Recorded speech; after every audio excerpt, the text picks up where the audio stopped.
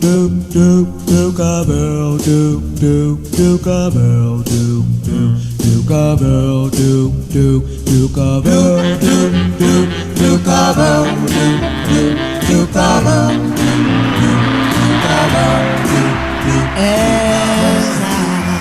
up, ladies and gentlemen? Hashtag PBT Wednesday Night Live. Tenemos a Chaz Corona Chaz. You know, Rock, when I hear this song, I always think of the commercial. Do you remember that product, Dijonnaise? Dijonnaise? Yeah. What the hell was that? I think it was a mustard. They would use it for this. Dijonnaise. Like total rip-off. But, hey, it stayed embedded in my brain. So there you go. It was a bona fide hit already. It was already a bona fide hit. Well, you know what this song reminds me of? What does it remind you of? Is when Chuco goes to get his first tattoo with the VGV gang on Boulevard Nights. True, man, when he got that Cobra. And what was that green car we were in, a 53 or a 54? What was that car? It was a Chevy Impala, wasn't it? The one you were driving, the old one? It was a bomb. Oh, that was Happy's. Yeah, it was Big Happy's car. Yeah. We were in his car. Yeah. Dude, ladies and gentlemen, Danny de la Paz is here with us tonight. Yay! And we don't just have one Hispanic Hollywood elite people here, actors. We got two. Jesse Borrego aquí con Blood and Blood. What is up? Se vino con la San Marcos el Jesse, guacha la colchita que tiene atrás con la Virgen de Guadalupe. Cállate la boca, shut up. Asústame, what time. That's right. Regalo de mi hija, Tonantzin. That's awesome. Big shout out to mi hija out there in London. Tonantzin, we love you, Tonan. We love you. In London. Tío Puppet says he loves you too. In London, yes. I call it Londinium, bro. It's the old Roman name. Londinium. Ladies and gentlemen, if you don't know I've never heard of the movie Boulevard Nights. Here's a poster of it so you can check it out. There it is. Man, look at that. Chuco ends up, Danny ends up on the front cover of the movie poster, and it says everything happens in the Boulevard and the Boulevard happens at night. We've got a little clip here so you can see the trailer of the movie. Check it out. In the barrio, the homeboys know that everything happens on the boulevard, and the boulevard happens at night. Lowriders cruise a whole world that's just a boulevard wide, while the cholos live with a vengeance, one night at a time. When a dude gets hit up and he doesn't do nothing about it, he's working on his own barrio, man. What the hell have we got? But to really understand, you've got to live through Boulevard Nights. Yeah. Those trailers were long back then. They were a lot longer. Parecía un Netflix series o algo, no, ya un episode de un Netflix series. A 12-part miniseries. No, they were longer. The trailers were a lot longer back then. Yeah. That's why it's a long trailer. It's twice as long as any trailer you see today. Danny, I was going to ask you, I don't know if you can answer this, but I know that today they keep saying, we can't shoot anything in Hollywood. It's too expensive. There's too many taxes. Back then, when you shot that, was it that not the case? Was it super expensive, or do you know, hey, that wasn't the case back then in the 70s? No, it wasn't the case back then. That's why you could do it in LA, right? Yeah. It wasn't as bad as it Todos se están moviendo para acá. Yeah. Everybody's moving, right? Jesse, you've been in Texas a while already, ¿verdad? Or maybe we do Boulevard Nights too in the Valley. San Benito. San Benito, Épale, Boulevard Nights, the remake. Esa película, that movie. Yeah. We had drive-ins back then. We used to go to Citrus and, Citrus Drive-In, check those out. And we'd hang out by the snack bar during the break, intermission and shit, try to pick up girls and all that good stuff, and burritos and all that stuff. You know what I mean? Burritos. Tried to pick up burritos. Yeah, tan brutos los burritos. Tried to pick of up the both kind. Girls and burritos. What a combination. Girls and burritos. Dude, there was nothing like burritos at one of those theaters, those old school theaters. The burritos. You were on the road to hell from a very early age. Right? Danny and Jesse, here's what would happen. You would eat the burrito with your girlfriend, and then you would meet in the middle. Yeah. Lady in the Tramp. I never heard that, man. Puro 956 romance. That was a 956. That's a Chaz That's thing, how we man. did it. That's how we did it. That's a Chaz thing. I hope my parents aren't watching this podcast from heaven, all right? I just really hope they aren't. Danny, check it out. I'm from San Bene, vato. San Bene. For life. Así lo hacen en San Bene, vato. Starting the other side of the burrito. Home of Freddie I like Fender. that. Home of Freddie Oh, Fender. really? Yeah, right. And Charlie Crockett, right? Charlie dude, Crockett's an amazing artist, I mean. But let me tell you, San Ben. that movie, you know, like I was telling Danny today, you know, we're having lunch and breakfast, brunch. You know, like Saturday Night Fever, everybody got in a disco. Yeah. Urban Cowboy, todos hicieron Western, kicker. yep. On, Everybody those got eran into chick- When that movie came out, todos querían ser cholos, bro. Everybody, yeah. Everybody, it had the big cultural impact on us here in South Texas for sure, Yeah. bro. Well, como dice Danny, you know, that was, what did you tell me? That was the first time a major studio Yeah. did a lowrider I remember movie about, Efrain Gutierrez that we worked with on Lowrider Yeah. Weekend. He told me that in the early 80s into the mid 80s, they had a problem with paint sniffing in Texas. Oh, yeah. So I hope that wasn't brought on by Boulevard Nights. No, man, over here in South Texas, you know, we didn't have any of those little video games or devices to keep us focused or Yeah. out of focus. And they didn't have us on meds either in school, you know. That's all we So we had. all self-medicated, man. Los que tenían ADHD les comenzó a gustar la vironga y el toque, vato. You know, we used to like to smoke that weed, drink that beer, because it'll like downgrade our ADHD back then, bro. So we were self-medicating. I tell my wife, if I was in school today, I'd be getting medicated, right? From the yeah. And I would tell her, Even now, it might not be a bad idea. I know. That's what I've been trying to tell him. Right? He's not even asking you anything. I know, man, but it was crazy, man. But no, honestly, you know, Mándame otra. Mándame otra. You know, the funny thing was talking about the drive-in number one and talking about Boulevard Nights. That's where I saw it because that's where we would watch our Mission flicas. Drive-In. It played at Mission Drive-In. So at Mission Drive-In, Yep. so La then Mission. So La at the Mission. drive-in, which is very barrio, right? That's where you go to the movies. You can't necessarily take the family, but to the drive-in, everybody can go for one low Yep. price. But they were showing that, and so we're seeing, you know, Danny's incredible performance and the y estás incredible actors that chavalo were tú, done. Jesse. Yeah. Oh yeah, man, and I'm watching myself. Yeah. So como dices tú, de voladas quieres. And usually it was representar, a you know. double bill. So what would you have seen it with? Do you remember?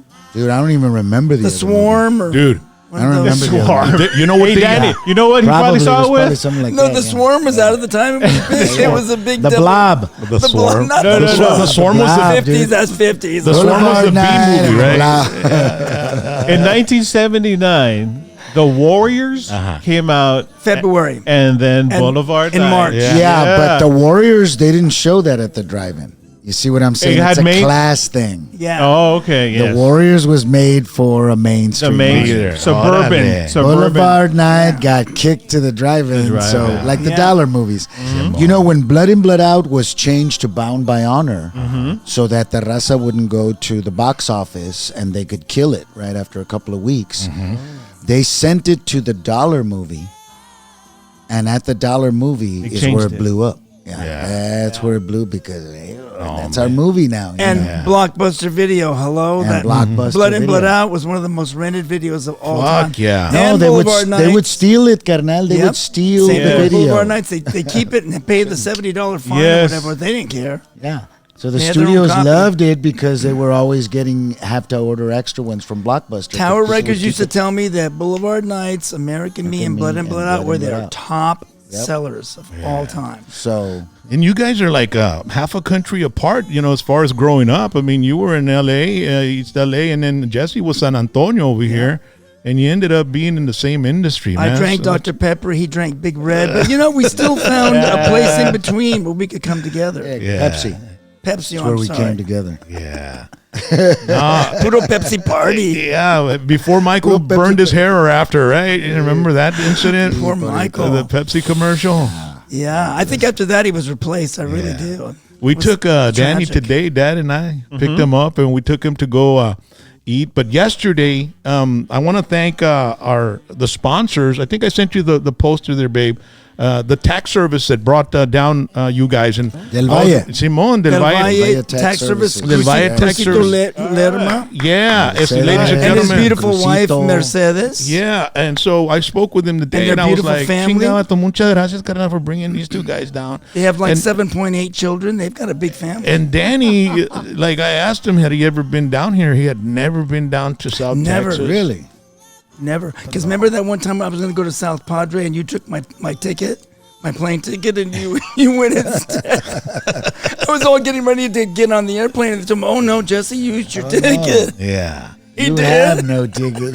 yeah, Yikes. Oh, So well, owe you it a was plane that trip. ticket and a washer and dryer? Yeah. Jeez. Danny, Rock and I want to thank you because in my hometown of San Benito, we would go cruising because of Boulevard Nights, and it would be packed, and everyone would go real slow. So I want to tell everybody, if you've never seen Boulevard Nights, there's so many cars. Did you guys pool car clubs, or how did you get so many packed cars down that strip? The majority of the cars came from the Imperials Car Club, but we had about 3 or 4 other car clubs as well that participated because they needed a lot of cars to visually make it look like, and it wasn't even really as big as it actually was. But it looked nice the way it came off in the end. But yeah, it did. And when some of those cars, I remember seeing them on the Lowrider magazine back in the day when that Lowrider magazine was The Gypsy Rose, Gypsy Rose was made her debut there. Yeah. She later went on to what Chico and the Man. Chico and the Man. Chico and the Man. Yeah, Eddie Albert, I think was his name, and Jack Albert. Jack Albert. Yeah, Freddie he was the old man, Freddie and Freddie Prinze. Prince. Yeah. Yeah, man. And that you see that lowrider car in the very beginning over Jose Feliciano's theme song. Danny made a movie with Eddie Albert. You did? Yeah, but not Jack Albert. Yeah, no, but you were with Eddie Albert, right? Yeah, I In mean, with Eddie Albert. He used to tell me great stories about Arnold the pig. yeah, They actually had twin pigs. They had more than one pig. it was called The Border, right? Yeah, it was called The Border. Yeah, with Telly Savalas. What was it like working with Eddie Albert and Telly Savalas? Oh, Eddie was great. Telly was great too. Telly was a El Greek. Kojak. Yeah, El Kojak. Yes, he was Greek, so he liked to party and have a good time. We were in Mexico, so it was great. And Burt Lancaster was there making the film, staying in the same hotel. And Amanda Plummer was there, and Diane Lane from The Outsiders. Oh, nice. She was 15, maybe. I used to see her walking down the hall in the hotel. I didn't know who she was, but Yeah. Oh, that's incredible. We have video of when I went up to, pues, we got there a little early, pues, it looks like, el Chuco, man, he went, he put his stuff up a little early con las 10 de la muerte. Yeah. No llegabas tú, Jesse. You hadn't gotten there. when you're competing against, Jesse Borrego, man, you got to get an early start. yeah. So I got some The video when early cholo gets the worm. You know that little girl that says VGV on her hand? I put VGV on my hand, and my wife was like, "Don't do it! Don't do it! Oh my God!" She was all, like, I "Really? embarrass her, bro. Really?" I embarrass her. so I said, I'm going to go up and they say hi, and I was going to put my hand open. I took the video. We got video of that. Can you put it, baby, so we can check it out? But there I am. I'm walking up. And there it is, Oh, you're such a clown. And I wore my palm tree shirt, which was very appropriate. Everyone Yes. told me for Yeah. this area. Yeah, and so Danny shows up. He's got all kinds of stuff to sign. He's got like little bobbleheads from the and- American Me. And Jesse's not even there yet. Yeah, and Jesse's not there yet. This No. was around 2:30, I guess, Yeah. somewhere around there. And so I got a little poster that I ordered on Amazon, and it was pretty damn clear. And he signed it real nice. And then, well, I had to buy one of his little hats, you know, man, because Classics. those are a little Danny de la Paz edition. Tell me Look at that. I love that. How did that That's- hat thing come along, man? You know, the hat thing started by me going out with this older veterano named Frank. Okay. And Frank had his own company called Frank's Hats. Órale. And, Frank was a little older than me, and we used to go out, and I would do my thing and go with him, and he'd have this big van full of hats. And I would see him with all these stacks and stacks and stacks of hats and all the work he had to do, taking these big bags of hats out and putting them on the table and packing them up at the end of the day. And I remember thinking to myself, oh, my God, I'm so glad that's not me. Anyway, I did that for maybe 3 years with Frank. We had some great times. We went all over California, up and down the coast, and we went everywhere. And then I got kind of, moved on and just let it go, right? Well, you made that commercial. We've got a little commercial. You can put it on, babe, in the background. This company in Houston, Texas, of all places, makes hats, and they do Western hats, but they wanted to get more into the lowrider hat. And the owner of the company was asking around, I want to make a hat that's dedicated to somebody famous in that world. Who do I pick? Nice. And all these people kept giving him my name. Because I was associated with it, wearing those hats in those 2 films. Yeah. And so that's how they came to me and asked me about, wanting to be in the, make a deal, a licensing deal with the hats. Yeah. But I told them, I'll do it, but you got to let me design the hats because it's got to represent me. It's got to have my name on it. Yeah. So that's the agreement we came to. Nombre, and then today, ladies and gentlemen, we picked up Danny about noon. And we took him to go eat, and we were taking him, we're going to take him, those mom and pops, they're the best, ¿verdad? I mean, cuando vas a un mom and pops, you're going to have homemade shit, not none of that, microwavable stuff you get at these chains. And you were so looking forward to that one restaurant. Maria's restaurant. He had a little bit of babas coming out of the corner of his mouth, just thinking about the meal. What happened at Maria? He went to go open the door, and it wouldn't open. And I went, no! Yeah. Oh, the pain. Yeah, it's closed on Monday. But it's closed on Monday. We ended up going to another one that's even more classic, Rex Cafe. That's been and it's right by El Cine El Rey Theater, which is an old theater. Beautiful, with the marquee, with that old marquee. Yeah, beautiful. So we went box office in the front. Yeah. Ooh, so nice. So we went, we got some video there of when we were there. There's a plate, a little breakfast con pork chop. Original wood cabinets from the 40s. And then the original wood cabinets. And then Danny had an enchilada plate, and he just went into it right away. Wow, that looks delicious. I mean, and then I murdered it. That's Rex. Yeah, Rex Cafe. And so they gave us pan dulce, a whole big bag of pan dulce. Yeah. Did you bring some home? Yeah, I got some here. Si quieren un pedazo, le das unos 2 pedazos a Jesse. Jesse está bien flaquito, necesitamos que darle unos cuantos pounds ahí, ¿verdad? Órale. And so Yo como antes. That was enough bread to get Weber's tattooed on your ass. Let me tell you, bro. Let me tell you, Chaz and Jesse. Oh, God. This Can I have some more mezcal, please? Put on that picture. Mándale otra. Danny de la Paz. El mesero. Danny de la Paz left a murder scene Hold on. there at the restaurant. Homicide. Yeah, it looked like a murder scene. Look at that. I mean, Oh, my It goodness. got wiped out. Cleaned up the entire plate. It got wiped out. enchilada homicide. I was looking for the yellow tape to put over the plate. The caution tape. This is a crime scene. Do not. The chalk mark. The chalkboard. No, we had a good time today. We're gonna take it, but you guys had some plans. Did y'all do something today together, or what's up? Yeah, you all had Jess. What you up to today? What? Jesse? No, well, Del Valle had this 2-day event, and on Valentine's Day we had a big publicity promotion event ahí para Del Valle. That's right. With their clients, and then. I love how they decorated the place for that. That looks so good. Yeah, so it was cool to be able to be in a safe place with a raza porque todo lo que está pasando ahorita.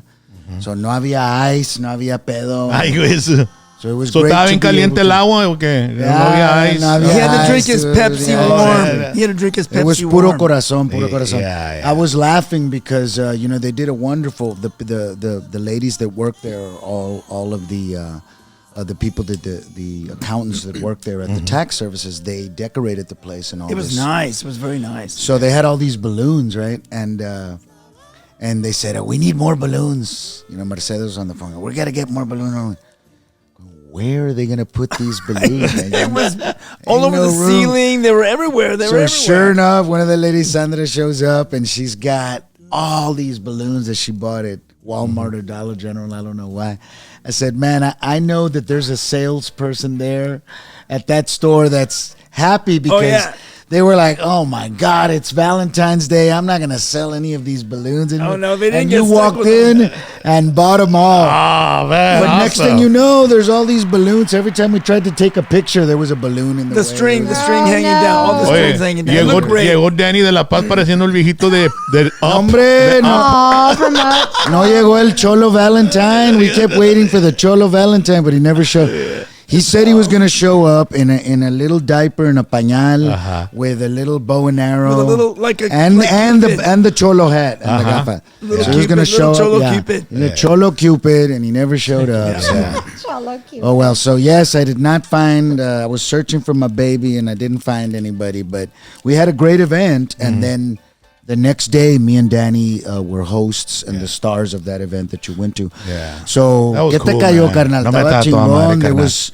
No, a la bunch of gente lowriders representó, there. yeah. Oh, Yeah. we want to thank everybody Yeah, in the the Valle car for clubs that were the there. support, the Yeah, the beautiful, how they all support. came out. It was so Yeah. awesome. Thank Yeah, all the the, people that came out. And I'm glad that, I mean, Jesse, you've come down, regularly here to the Rio Grande Valley. Actually, Valente Rodriguez brought me to Edinburg for the. They have that. so you have been here before. South Texas International Film Festival. Yeah, yeah. They have there. And they've been having it for a few years, but Valente has become, because he's from Edcouch, Chelsea.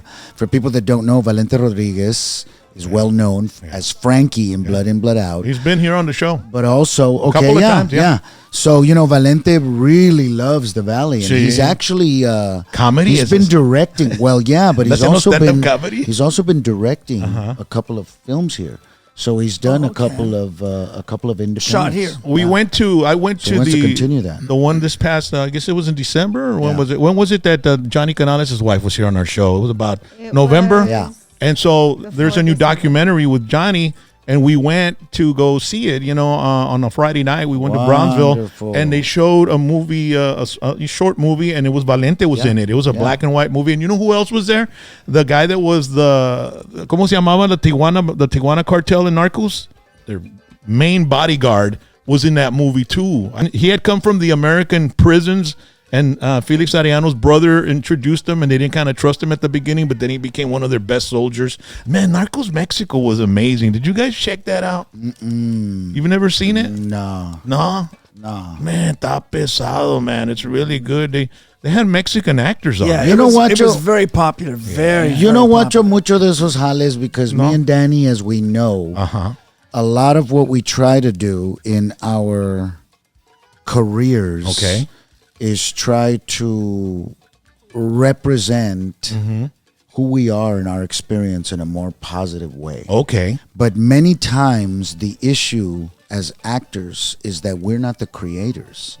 So we're having to interpret a certain, let me say, cultural perspective que no nos sirve. Yeah, very well put. Very well put. And so Cultural what we've perspective. I love and that. so we've tried to do is kind of bridge that cultural gap, because that's what I call it. I call it the cultural uncanny valley, porque no se ve. Okay. And they don't see it. The creators of our industry, the entertainment industry, the media industry, the information industry, they don't see it.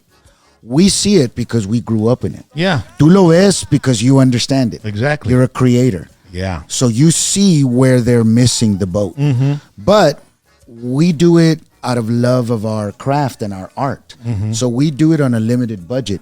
They have millions and trillions of dollars. Yeah. So their perspective is in almost everything. Their Yeah. commercials, how they Investors. sell, Yeah. their education, their investors. And they want a return on investment. So as much as they love Blood In, Blood Out, as much as they love Boulevard Nights, as much as they love La Onda to sell, they don't really understand the perspective that we're coming from. So it's up to us to be able to do it. Por eso hacemos el podcast. But Because isn't here it- we can talk truth. Yeah, but Here isn't we it can talk crazy authenticity, that and every once in a while in our characters, we're able to put that seed in there. That's why people love us 40, 50 years later, because what is in there is what little we could put into what they gave us to And do. also our attempt to bring some dignity Come to all on, these dude. roles, to not make these people losers. Or Dude, to I not- saw Chuco the other night on, what was it, on TCM. Okay. Turner They Classic showed it Movies? on, and I called him and said, dude, you're on TCM. Yeah, that's And I'm right. like, That's right. okay, if you watch it now, you're watching the original film version. You're not watching a TV resolution, a YouTube resolution. You're watching what they're showing you on your 4K. Sí. So you're watching lo que vieron Se guacha en el bruto. film. The way it was intended Se to be guacha seen, bruto. It's Well, like now listening you to get- an album. So Yeah. now you get to see Carnal's performance. And you're going, wow. And you're swept away. And you realize why it resonated with you as a 17-year-old, 18-year-old chavalón who was an actor and who got to see himself because Danny de la Paz was able to do what he does in a film. And so then there's hope because now I can take that back with me to my theater, to my college program, to my interpretation. Somebody came up to me the other day and said, hey, I've been a fan of yours since college. I saw you do a Greek tragedy. You played Orestes in a Greek tragedy. A young Chicano kid in college playing Orestes in the Orestia. The Orestia is like a 3-part Greek tragedy. Yeah. It's like 3 plays in one. It's an epic. And I got a chance to do that because somebody believed in me and did that. But if I hadn't seen Danny do what he was able to do on film and make me go, we can be movie stars. Yeah. And yet, what was he playing? A vato from the barrio. Yeah. And so what he was able to do with his talent in a character that could have been very stereotypical, if Robbie Benson or one of these other people had played Robbie it. Benson, that name came up today, Yeah, man. I love Carnal. He was a great actor, but Yeah, you he know, was. when We when were they, talking- cast talked him, about they it made him a earlier today. Hispanic when in the they movie. yes, And he so did it had for, to, you know. and he did as good as he could. But he was struggling. But the he struggled. cultural, again, the Yeah. cultural perspective from Yeah. his as an actor, He was can't do it. He had You to need swim. to bring somebody. He had to swim. So beautiful. That knows. And again, I'm just saying. But that's where not calling casting is him out. involved. I mean, if Hello? the people that are casting don't know Hello. what the hell they're But doing, now you see what I'm talking about cultural perspective and the Yeah. cultural uncanny valley. yeah, They don't see it, so they're going to do the best that they can. But that's Yeah. why when we have the chance to do that, Boulevard Nights, Blood In, Blood Out, and what I was able to do with that character. Everybody goes, why? And I sit there and I go, because at that time I knew this might be the last time they put an authentic Chicano character Absolutely. in an American film. You cannot waste a Sure moment. enough, it took another 3-4 moment. years for Mi Familia, another 3-4 years for Selena, another 3 Mi Vida Loca. and before you know it, a decade has gone by, and we have 5-6 films that we can talk about. Yeah. So for us, we have to do what we can in our So short then careers. the Narcos Mexico, you felt like, it's stereotypical of the Mexican culture as far as being involved in cartels and all that. The perspective. The But you work know what's itself, interesting, bro? It's like the work itself was incredible. Dude. Yeah. The actors were incredible. Yeah. The casting was incredible. I knew the casting agents. the I knew, stories. But as an actor, at my level, I just sat there and went, there is nothing there for me. There's no characters that I want to play. There are no uplifting stories that I want to tell. Yeah. This is the typical story from a cultural perspective. It's still in a way. Yeah. It's still kind of coloring inside the line. Yeah. It's inside the lines. And we dude, wanna and go we want to go outside outside the the line. lines. You want to sing and dance. Well, we want to Right. we want to Yeah. expand. Yeah. We want to Yeah. expand. You want to work with Janet Jackson? Yeah, put it on, A little baby. bit of that. Yo, listen up, can I have your attention? But I had to Got put in some the news that I bandana, got to and I think I was mention. wearing My name is Stacy's, J.D. too. Velasquez, and I want to be your new school friend. We need some changes in this What place, year is and I'm this, here to Jess? say that I'm in the race. If you're looking for action, I'm your man. I can do the job like no one can. See, I got class and I got style. Man, check out my winning smile. go, yeah, right Come on, there. let's talk. You won't have a doubt. Whatever the gripe, I'm sure Mia we'll work People. it out. Word, I can pass about every test. You're gonna find out that I'm the for best. Jesse So vote for Shirts. me and don't be nervous. Ain't no Put that other video, babe. Will you come with me? Los tres flores. Now watch. Michael Jackson got a move from us. Watch, watch. But I feel like I've known you before. There's something about you my heart has been searching for. Such a mystery. That's where we got it from.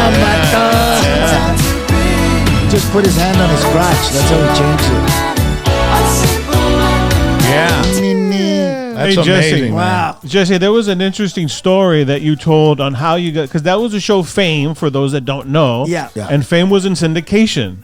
Like, El Paso showed it at the noon. Based on the film that had come out. Based on Earlier, and it was a few years TV show on NBC, but this was the syndication. Tell everyone how you got cast, because it was in a very roundabout. Well, it was kind of the first American Idol audition because they did a publicity gimmick because the show was popular, right? But they were like, how do we, because it's in syndication, so it's not network. So they kind of had to figure out how to, and it was MGM Studios. We used to rehearse. Rehearsal Hall A was where Gene Kelly and Fred Astaire came up with all their dances. So That's awesome, man. So, but I didn't realize MGM was the studio that, of course, they made the film, so they were the TV show. So when NBC canceled them, MGM said, we have something here. So, but every year they had to come up with a new publicity stunt. So that year they said, hey, let's do a national search for the next kids of fame. So it was a big deal, man. I think 3,000. I remember that. Auditioned in New York. About 2,000 came in off the street and auditioned that day that I went and auditioned at MGM. And I was at Cal Arts, California Institute of the Arts. Yeah, Itava Don Cheadle was my Valencia. sweet mates. Yeah. And so we all thought we were hot shots, man. We were all singers, dancers, because it was a college of performing arts. Yeah. So I would dance with the dance school, I would sing with I was in a salsa band. With Just getting better at your craft, man. That's what I did. Yeah. I grew up with my father's an accordion musician. Y él cantaba y todo. So for us, we were performer kids. My sister was the alpha performer. She sang, she danced, and acted. So I was really her little brother. Yeah. So by the time I got to that point, I was already doing it. I'd been doing it in college for 3 years. So really what I was doing is I was just trying to hone my acting craft. Yeah. So I was in a serious acting program, but I was screwing around with all the other departments. So when that show came up, we used to watch it and we used to say, oh man, you know what I mean? This or that, or we could be there. That could be us. And so we were always challenging ourselves by watching the show. And so when the auditions came up, we all looked at each other like, are you serious? We can really go audition for the show? So a bunch of us from the school, all the dancers, who were so a lot of them went on to dance on the show after they graduated. A lot of people don't realize how much work and practice that shit takes, man. Think about it, dude. LA at that time, music videos were hitting. So some of the top dancers in the business were wanting to be on TV. Yeah. So when those auditions happen, you show up at MGM and it's some of the best of the best of the best. So I just did the best I could, and instead of dancing right away where some of the best dancers were, and I'm a good dancer, but I started training late in life. So I wasn't a trained dancer necessarily. Even though I did study ballet and jazz and a lot of the stuff that I trained at later on in my college years as an adult, I was still competing against kids that had been dancing since they were 5 or 6. And I was a club dancer and I was a cultura dancer, Tejano dancing, all of that. Sí. So I said, all right, let me see. I can do it, but let me not challenge myself. Let me sing. And so when I went to sing, I said, how can I set myself apart? And I said, you know what? My father had recorded a lot of albums, and I knew all his songs. So I said, I'm just going to pull out one of his songs. So I sang one of his songs, a bolero called Cuesta Abajo. What was it? Is it on YouTube? Cuesta Abajo, yes, on YouTube. Look up Cuesta Abajo, Jesse Borrego Sr. And I sang it a cappella, and then in the middle of it, I stopped and said, oh, by the way, I can sing in English too. And I sang a little line from a Gap Band song that was hitting.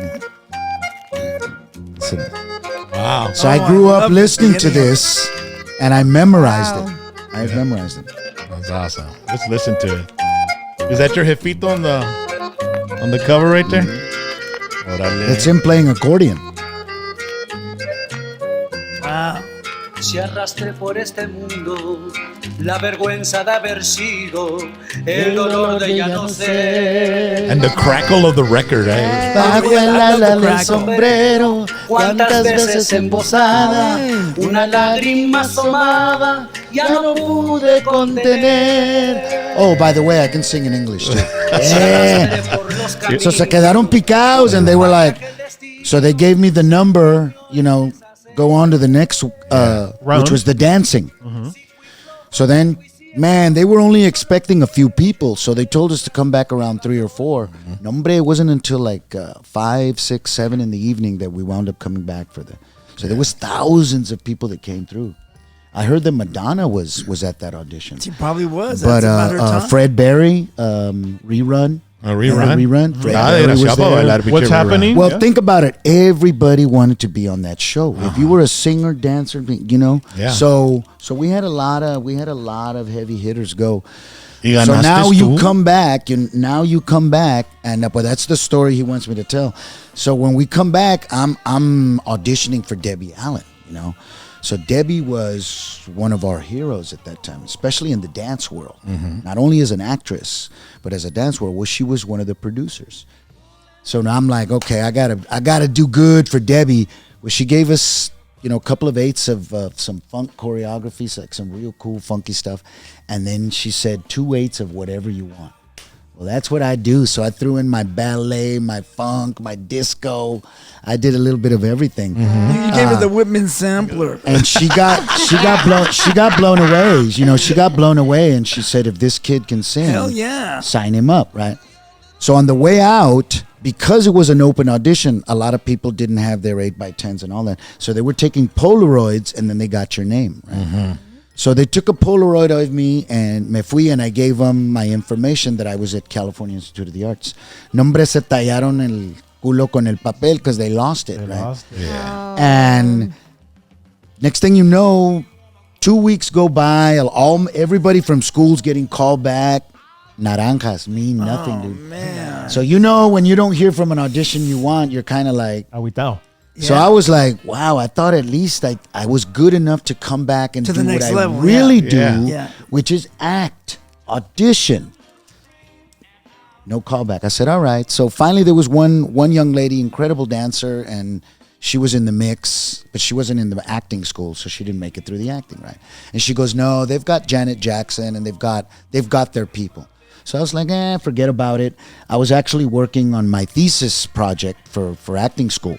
So I said, man, I can't, out of sight, out of mind, let me concentrate on And what school are you in California Institute of the Arts, Cal Arts. Yeah, Cal Arts. And so, it was an intensive program. I mean, dude, I was there with, Don Cheadle, Ed Harris went through that program. Ed Harris. Yeah, dude. So there's some heavy. It was well known that program was well. So I was concentrating, man. I was trying to do my thing. So one night after rehearsal, one of my camaradas, and that school had an animation school. Their program fed a lot into the Disney animation studio. So they had a whole animation. So one of my friends that was in the animation school came up to me and he goes, "Hey, I saw you on TV last night." And I looked at him and I went, he goes, "Yeah, something about that the Fame producers wanted you." So right away I thought, what an a-hole, man. Everybody knows that who the guys thought that went. And he goes, "Why is he doing that to me?" And I kind of looked at him and I went, "That ain't cool." And he goes, "No, I'm serious." And I thought, oh, he's doubling down on the joke.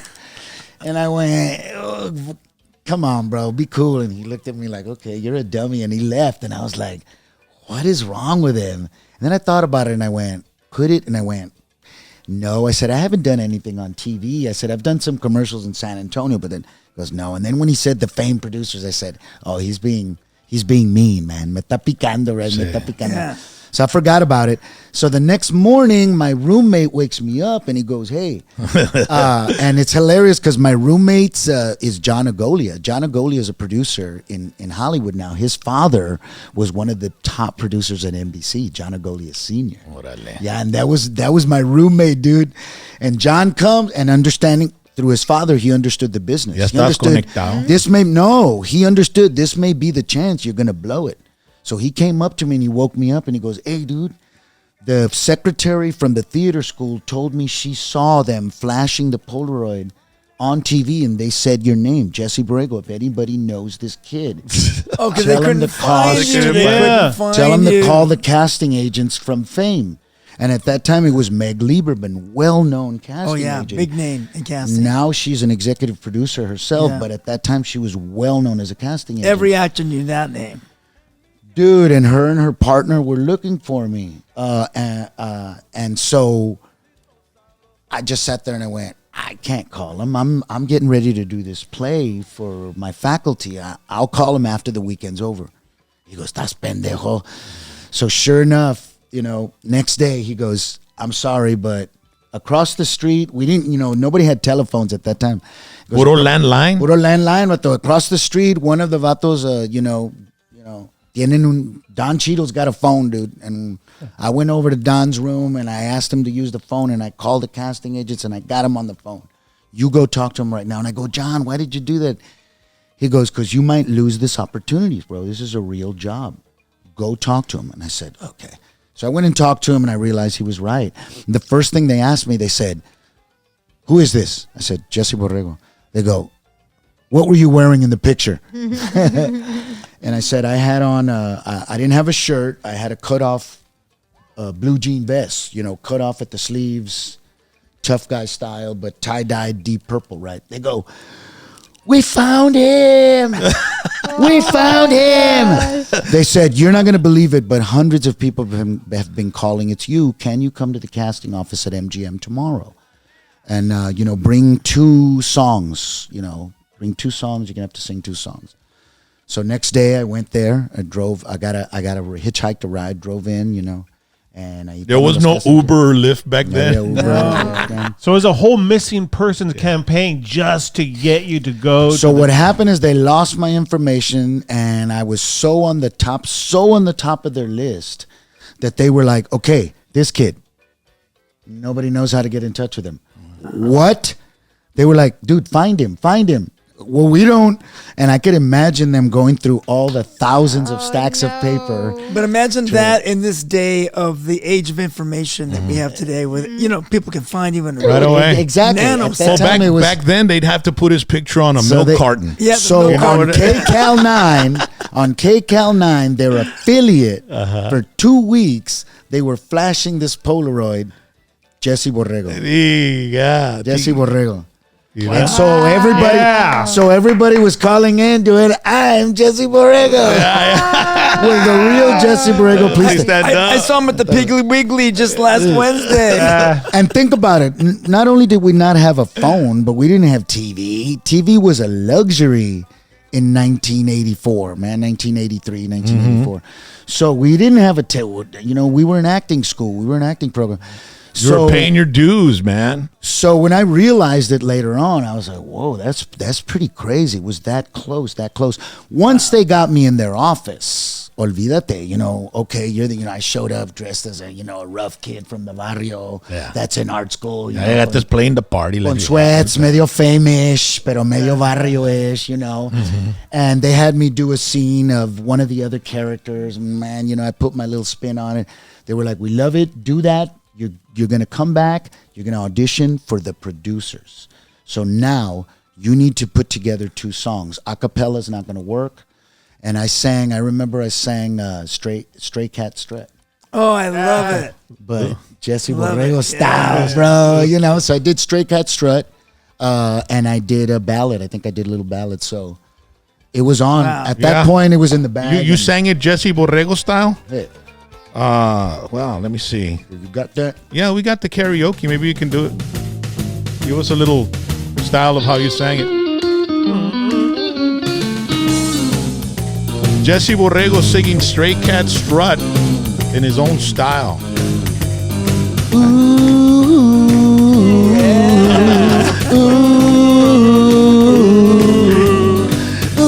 Get it, boy, get it.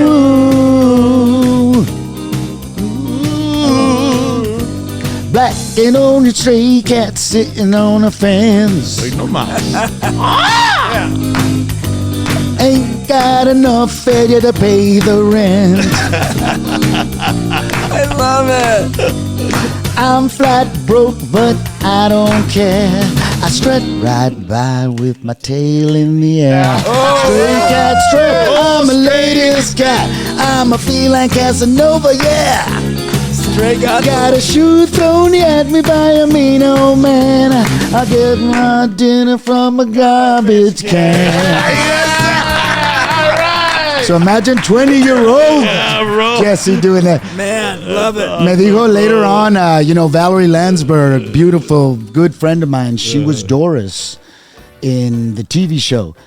She said, she goes, no, the minute I saw you, I told him, if you don't hire him, I'm going to quit. But I know that when I went outside after doing my thing, she goes, you got this. It's in the bag. So when someone from the cast tells you that, it just gives you confidence, Yeah. Por eso también later on, the first thing we did was a live concert on the New York stage. Oh, man. And I'm on stage with Nia People, the Waters, who are incredible background singers. They've sang on all of Puro pro. Quincy Jones and Michael Jackson stuff. Man. Janet, on stage with Janet. But by then, I already knew that that's where I was supposed to be. I was like, okay, yeah, this is where I'm supposed to be. And all the years of watching my father perform, all the years of my grandmother teaching me, because she had to teach me Cuesta Abajo. Sí. Because Cuesta Abajo is a tango sung by Carlos Gardel. So it's got these archaic Spanish phrases, So even though my dad sang it conjunto style, to learn the words, I had to go ask my grandma. And she was teaching me Spanish. Pero con todo eso is what created my persona. And I knew that I could be my authentic self in a character. So I've been very lucky in my career. I know me and Danny always give, thanks to our fans. And we've been very lucky to be able to create incredible characters that have lasted. Right. Man, that just when we do this at our age, to see that kind of It's a love, blessing, bro. It's a blessing. It is a blessing. Yeah. Especially at this time with what's going on and how they're treating our raza, how they're treating our communities. When you have kids, raza comes out. when you have kids incarcerated here in Dilley, Texas, dude, in our own backyard. Dilley, Texas is where my family's from. Dilley, Millet, Cotula. Yeah. They're all 35 from there. South. And in my own madre tierra, dude, my own grandmother's tierra, they've got our raza incarcerated. That is so unjust, first of all. Cabrón, bro. But it's evil. It's evil. And so, but what can we do? We can stand up against it, we can speak against it, but última hora, we can uplift the raza. And that's why they love our art. It's our art. And so as artists, the fact that our art is able to survive 30 years later, It's is crazy. able to uplift a community. And we both realize how much it means to them. How much of an impact. Well, you saw the line that was there for you yesterday, Danny. I mean, Boulevard Nights is going to turn 47 in March. 47, brother. It's unbelievable that I probably got rid of more Boulevard Nights merch yesterday than any of the other stuff I had on the table. yeah. That's all anybody wants to talk about is Boulevard Nights. And then the incredible. hats, too. You got the hats going. Ladies and gentlemen, Danny's got a shop in San Antonio. If you want to go and buy some stuff from him. Go by Traders Village. Yeah, Yeah, tell him a come little on by it. Best tell him about it gangster there. Hollywood shop in the world. We celebrate cultura and we celebrate the movies. So it's the place I just love to interact with the fans. I'm at Traders Village there off the 410 freeway. I'm on 3rd Street. There's like 15 streets in there. And I'm on the 3rd one as you come in. And Jesse ran into you there. That's where he found you. You didn't know he was living in San Antonio, Jesse. Oh, yeah. He knew. I mean, me and Danny had our own store here for a while, Okay. Crazy Vatos. Órale. The issue was I was still in California, and at that time was his first time living here, so we kind of missed each other. And so, but what it did do is it did create a identity here in San Antonio for him. So I'm glad that he was able to open his shop back up. And because really, although we had the brand together, Danny is really the one that created the shop. So Crazy Vatos, I mean, he was the manager, he was the worker, he was the slave driver, he was the slave. I was So the painter. pobrecito, he was the painter, he was the...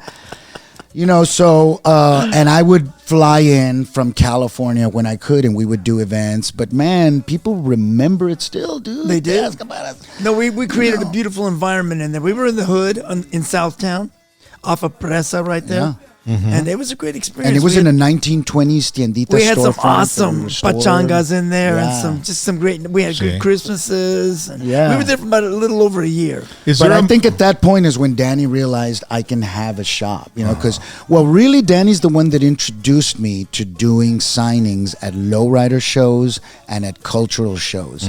And then he had a friend that opened up a shop at Montebello Mall. At the Montebello Mall. And that was the first time we saw that a Chicano cultural shop could work. Yeah, it was all about Chicano culture. The Yeah. shop was. It was called And- Latino Factory. Latino Factory. But at that point, we realized, we could do stores too, because he would do Christmas every year. Yeah, He would do Christmas and the mall. and it was extra. It was a extra puro feria. Chicano Yeah. mall. Montebello Sí. Mall is famous for Yeah. just being the place where all the Yeah. raza they just end up there. Especially back in those days, in the early 2000s, the economy was a lot better, and people had feria. And they nobody come out. was selling that type of merchandise. No. Dude. And There where were no Montebello Mall is in California? Yeah, Okay. California. Yes, Órale. sir. Yes, sir. And I was there at that time. So that's really where Danny said, look, you want supplemental income, this is where we can do Sí. it. And then from there, he introduced me to the lowrider shows, which was a no-brainer. yeah. And then we realized we had similar fans. And that's why we worked so well together. Sí, right? hombre. So we kept building on that the whole time we were in California, Yep. Now, this is what's weird, and you tell me if you realize this, because I didn't really realize it till I started doing this, because I introduced Adan to this. Through Blood In, Blood Out. Adan Hernandez is the artist who actually did the art for Blood In, Blood Out. Which was the art that was supposed to be yours in the Right. character. Yeah. But he was a real Chicano painter from San Antonio, right? So once I met him and once we became friends and family after the movie, for his supplemental income as an artist, I said, hey, you should come do these things with me because then we can do the double thing. And I think we did that a couple of times at Crazy And Vatos, expose his art. where we brought him, more right? people to his Because we art. were the only Yeah. ones that were really selling I didn't his even prints. start doing this in this country. I started doing this in Japan. That's where it began for me. I haven't even done Japan They took me to yet. Japan in the late 90s, and they told me that I had a lot of fans out there and that I better bring some merch. And I was like, what do you mean by merch? Well, make something. Make some posters, make some sweatshirts, bring some video cassettes of Boulevard Nights. Really? At that time in 1996, 97, I would sell a Boulevard Nights videotape, brand new in the wrapper for I got it. $100. Yeah. Wow. Which was, in that time, that was a real $100. Yeah. I got It that wasn't like VHS, today's man. $100, which is more like $20. But that's, and I remember was a silver dollar. I remember, I'll never forget, Jesse, sitting at the table in Japan, right, with my little sweatshirts that I made and my little posters with the collage of Boulevard Nights on there and the videotapes, and I'm sitting at the table and the car show's all in front of me. It's all these people, and I told the guy next to me, he said, "What do I do now?" He goes, "Well, now you just sit here and you wait for the people to come up to the table." Oh, you didn't know? No, I had no never idea done how it. this thing works. I had no clue. I just knew that How old they were you? made it a requirement for me to bring merch, to participate in the show, not just to show up and sign pieces of paper. Yes. 'Cause How the old were Japanese- you? Oh, I don't know. I was maybe in my late 30s, I actually turned 40 in Japan. I had my 40th birthday in Japan because I would go back so many times.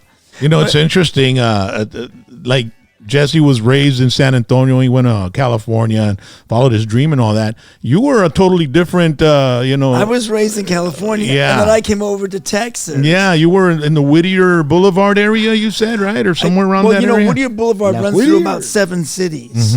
So it's a long stretch Yeah. of road. And from where I grew up in Whittier, it goes from Whittier into Pico Rivera, into Montebello, Okay. and then into downtown. And then you go from there into Silver Lake and there into Hollywood, and you just keep on going until you literally get to the beach. Which is the area that had the most cholo area? East LA. East LA. Whittier Boulevard, when you get into East LA. Okay. And of course, you have a huge Chicano population in Pico Rivera and in Montebello and in Whittier as well. Mm-hmm. But East LA, my aunts used to live there when I was a kid. So we would go visit my dad's sister on the weekends. And I noticed this, it's only 8 miles driving down Whittier Boulevard from Whittier into East LA. But by the time you went that 8 miles spread, things changed a lot. Because, Whittier, we used to call it Whittier back in the day. Because, it was mostly a very kind of middle class, lower middle class place. We had hills with very expensive homes up there. And they didn't have that, in East LA. And by the time you got to East LA, you'd see things like babies running around in the front yard in their diapers, you wouldn't see that in Whittier. You really wouldn't see that. Yeah. And you wouldn't see people working on their cars in the front lawn. Yeah. That kind of stuff. Just sort of like the beginning of the Up in Smoke movie, where they're cutting a guy's hair in the front yard. Yes. So then the Boulevard cruise was from where to where? Well, so if you cruised in the city of Whittier, you'd be in Barracudas, Corvettes, vans. That was the surfer, white surfer cruising. Okay. But if you went 8 miles down the road, then you got to the lowriders. East or but west? That's what I'm East. saying. You're traveling west. LA. You're traveling west from Where Whittier. was the Raza cruise? From where to where? Oh, that was from East LA. Okay, it started in East LA? Yeah, maybe around Atlantic and all the way down from there. all the way there. Okay. Yeah. And so you were living in an area there, and then you got into.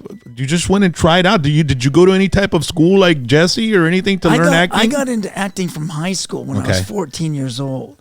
I started doing plays. My first role, I played an 83-year-old man. It was The Crucible by Arthur Miller. And Arthur had been married to Marilyn Monroe. Yeah. And even at that age, I knew who Marilyn Monroe was, because it wasn't really that long. That almost 20 years, something like that, right? 65? Well, no, I started high school in 71, and she died in, 64 or 63? Yeah. So she don't even dead for 7 years. But you played the old man in The Crucible at 14, bro? At 14, That's an actor. See what I'm saying? No, that's when you know you're an actor. And then that's when I started playing a character. I started singing and dancing because I got cast as Model Chemsoil in Fiddler on the Roof. And I used to like doing Fiddler on the Roof because there was a Sabbath prayer song, and we had to wear the all the yarmulke and the little thing they wore with the tassels. And light the candles. I used to love that whole ceremony that we would do. Yeah. That we would do in that. Did you after high school? Did you go into any type of arts school or anything like? No, what happened like Jesse? was before I graduated in my senior year, I got my first professional job, and I could no longer go to high school. I had to go to night school to get enough credits to graduate. So in the spring of my senior year, I started rehearsing. I didn't have a car, and I had to get to Hollywood because the rehearsals were in the Freemason building where they shoot the Jimmy Kimmel show. Yeah, the Freemasons have this old school building right there on Hollywood Boulevard, and I had to take the bus from Whittier. But actually, it was several buses, and I used to often get lost to get to the set. And I would end up in a payphone calling my brother who lived in Hollywood and saying, "Hey, can you come pick me up because I don't know where I'm at." Yeah. Was it a lot safer back then? Oh, yeah, it was a lot safer back then. Cabrón, ahora no, it's kind of... I used to get a steak at Johnny's Steakhouse on Hollywood Boulevard when I was 18 for $5.95. A steak and a baked potato and a salad. Nice. Fabulous. Fabulous. $5.95. I used to get fresh baked Famous Amos cookies when they had the actual Famous Amos store on Sunset Boulevard. And they just came out of the oven. And they were like nothing like what's in those bags now. They were nothing like that. It was the real deal. And I'd have a thing of milk and my Famous Amos cookies, and I'd be reading Variety and the Hollywood Reporter. I was so Hollywood. Wait, before you got that gig with the Boulevard Nights, did they have to flash your Polaroid on television too, man? Or no, they didn't have to do that. But they had to tell me what the word firme meant and vato and esse because I had no clue what those words meant. You guys played it off so well. I would have thought you were a cholo, dude. Curly afro and... I remember those cholos that they hired to be the real cholos in the movie, right? The first time they saw me, I'll never forget it. Their pupils dilated. They were like looking me up and down like, him? He's going to play that part? Because, they had to take me to their barber. They put a hairnet on you. They cut off all my curls. Yeah. And then they dyed my hair black. I remember they dyed it black. And the cholos gave me a hairnet. And they told me, okay, you put this on at night and you wear this and you leave it on. And I'll never forget the next morning, I had an indentation in my forehead that was like 1/8 of an inch deep.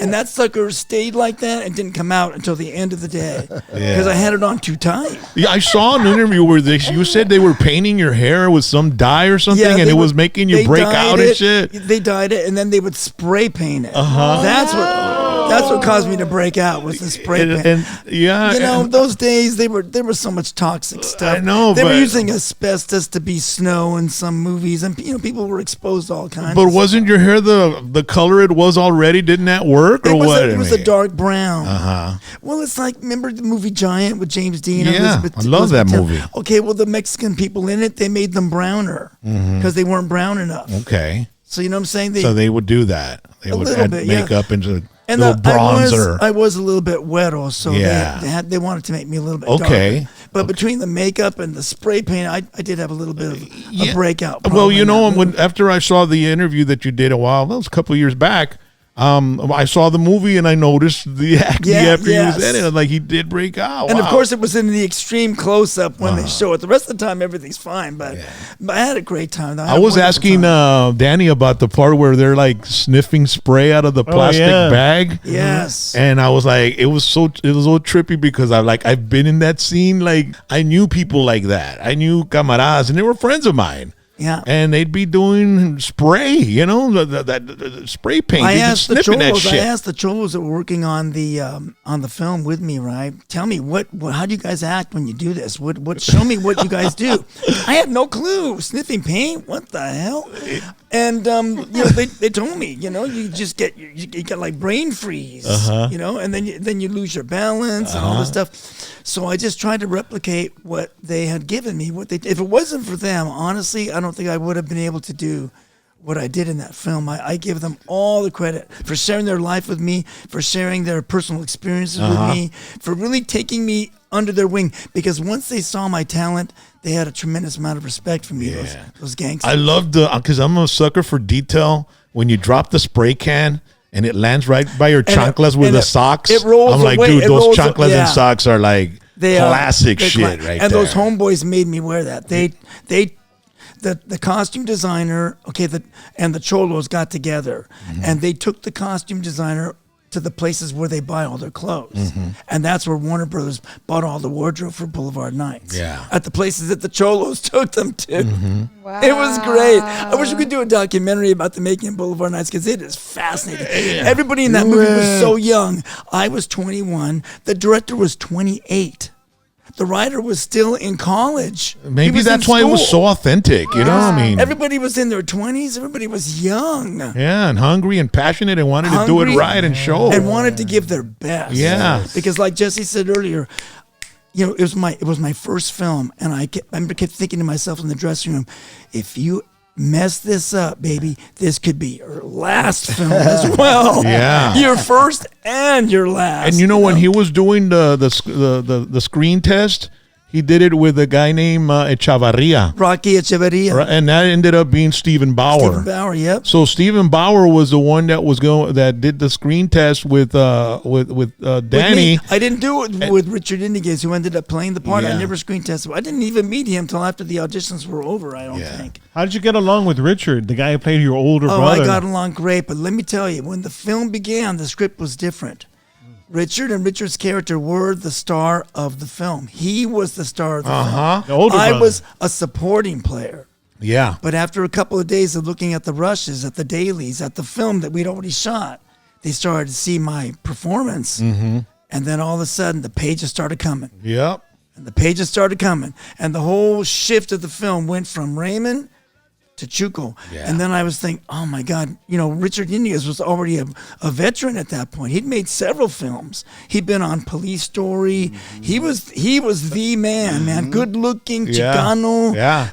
He played it great. Beautiful Spanish, perfect English, intelligent, and he was a very good looking man. See? Richard was. Yeah. So great actor. Any chola would love to have him. Was he jealous? No. No. He embraced the fact that they did that they made that change, and he thought it was the best thing for the film, and he did nothing but support me and lift me up. How did you feel that moment that they released the movie poster and you were on it, dude? Well, I was surprised actually. I mean, we took some pictures as an example, but I was posing with a girl in the pictures, which I never understood because he didn't have a girlfriend. Mm-hmm. So what was she doing there, right? But then Paco, he had a girl too, in Blood and Blood Out. And she ended up on the DVD, just a little picture, but she got, But she was. she got excised She got from sliced the movie. up. But he did have a character was, girlfriend. They shot several scenes. Mm-hmm. Of course, that script, I remember the script for Blood and Blood Out when it first came out. It looked just like the phone book. Did they reach out to you to be part of that movie as well? I auditioned for it too, but okay. I was too old to be some of those characters and too young to be the other ones. Mm-hmm. So I was just. So they couldn't find any little piece there where you might. And fit then it in? was like it was like the North and the South, the Civil War. You can either be in one film or you can be in the other, but Which you is cannot. the be in silliest both. thing I ever It was heard, ridiculous, but that's how it was. So if you notice, there's nobody that's in both movies. Mm-hmm. Those are two completely. There is different one casts. actor that's in both. Which one? Who? The one that you stabbed, that stuntman, you stabbed it. Wait, the guy that I'm thinking of. You were in Con Air. Yeah. The guy that was in Con. Thank you. Yes, you're right. But you guys both worked with the same Mexican actor, the Yes. stuntman. But anyway, there is nobody that's in both of those movies. Gary Cervantes that was in Blood and Blood Out. He was in Boulevard Nights. Yeah, Big Happy. Yeah, Big Happy, but he wasn't in American Me. Yeah. Yeah, it seems like Blood in, Blood Out was, it had like an all-star cast compared to Boulevard Nights. Boulevard Nights was kind of like unknowns, right? Well, we got, this was 13 years later. Uh-huh. So there's people that were doing a lot of work in between the time we like did the guy Boulevard that Nights. was on Scarface. That was Scarface. Angel Salazar. He was in your movie. Yeah, he was in Boulevard Nights. That's Yeah. right. Jesse, did you have to audition, or did they give it to you, or how did you get that part? Blood in and Blood Out. No, I didn't audition. Taylor came to me. What happened was I had met Taylor auditioning for him and Luis for La Bamba. And I he auditioned remembered for that me. too. Yeah. So I think he remembered me from that, and he called me up and said, "Hey, this guy Jimmy Santiago Baca, Chicano Writers, got this script, Blood in, Blood Out." It was like the phone book. It was so fat. It was huge. And he said, "I need you to be in this film, and you're going to help me cast the Vatos Locos." So I was lucky enough to be able to be in the casting process. And I think, but once I met Benjamin, Benjamin Bratt was raised in the Mission District with some of the first car clubs of the Bay Area. When you talk about the car clubs that they gathered for Boulevard Nights, I was amazed because a similar thing happened in La Misión. Peter Bratt, Benjamin's brother, is a director. And so he directed something called Follow Me Home that was a hit at the 95 Sundance Film Festival. It's a beautiful film, too. Yeah, about 4 artists and inspired by Blood in, Blood Out. So what happened is out of NYU, Peter Bratt saw Blood in, Blood Out, and he was blown away. So he wrote something for me and Benjamin called Follow Me Home. And actually Salma does Salma Hayek. And Alfred Woodard, if you guys Alfred remember. Woodard is the lead. It's me, Alfred Woodard, Steve Rivas from Fargo, and Ben plays. It's a good we short play film. cousin. Was it like 35 minutes? 35? What? Follow Me Home? No, it's a full lengther. Oh, is it a full length? Yeah, it's a full lengther. So it's about 4 artists of color that decide they're going to go to the White House and paint a cultural mural on the White House wall. Paint a mural. Pero inspired by Blood in, Blood Out. Right? So when he wrote La Misión 15 years later, he was trying to show low riding in the Bay Area, right? So he reached out to all these car clubs, and they had, there's a scene under the bridge. Oh, it's a beautiful scene. With hundreds of cars, and it was literally the car clubs it was the first time the car clubs from Oakland and San Francisco had been together. And the low riding scene was huge. Yeah. Since the 60s and the 50s even, up there in Northern California. So when you represent them on film, man, they get really excited about that. Sí, a huevo. So para ver something that happened 40 years later and then to see it, those are the continuations that for us, again, what did you see yesterday? Same thing. some of the people, Lolo, this incredible man came to pick us up yesterday in his Ramfla and cruised me in. And some of the vatos from Alamo. Pura gente buena, carnal. Aquí en el Yeah, 956. good people, good Sam, family. Los good primos de family Sam people. Gomez came and picked me up and took us to the event. So just being able to something as simple as they're giving me a ride, right? But these are their treasures. This is what they love. When you see this, and again, the ability for us as artists to interface with that community. I don't have a carro, dude. Do you have a car? No, Do you have it's like having a kid. I wouldn't have the Dude, time to these take care of it. things, you see them at the shows. It's a family situation. Yeah. It's something that Ta gives con them madre. pride, ta con madre. Yeah. It's an education. Sí. Y luego se visten It's todos. nostalgia. And then when you see the exhibit, right? The how the installation, the exhibition of it, el carro with the theme, with the toys, with the thing and the And El iguana y tal, sometimes, iguana. sometimes it's on a turntable. the and it's bikes and the turn. Oh But you my see God, the it's so love beautiful. that they put into that, Yeah. and you just sit there and go, "This is our culture." And they have to incredible. they have to tow these cars. I mean, it's work. And getting the these fact cars. that it's Sí. multi-generational, the grandparents, the parents, they're passing it on to their kids. Familia. And they're all dressed up in their little jales with the tapitas. And I just sit there and I look at it and I just love our culture It's so beautiful. much. It's so beautiful. And it makes me want to do more of that. How can I do another Blood In, Blood Out thing before I'm gone?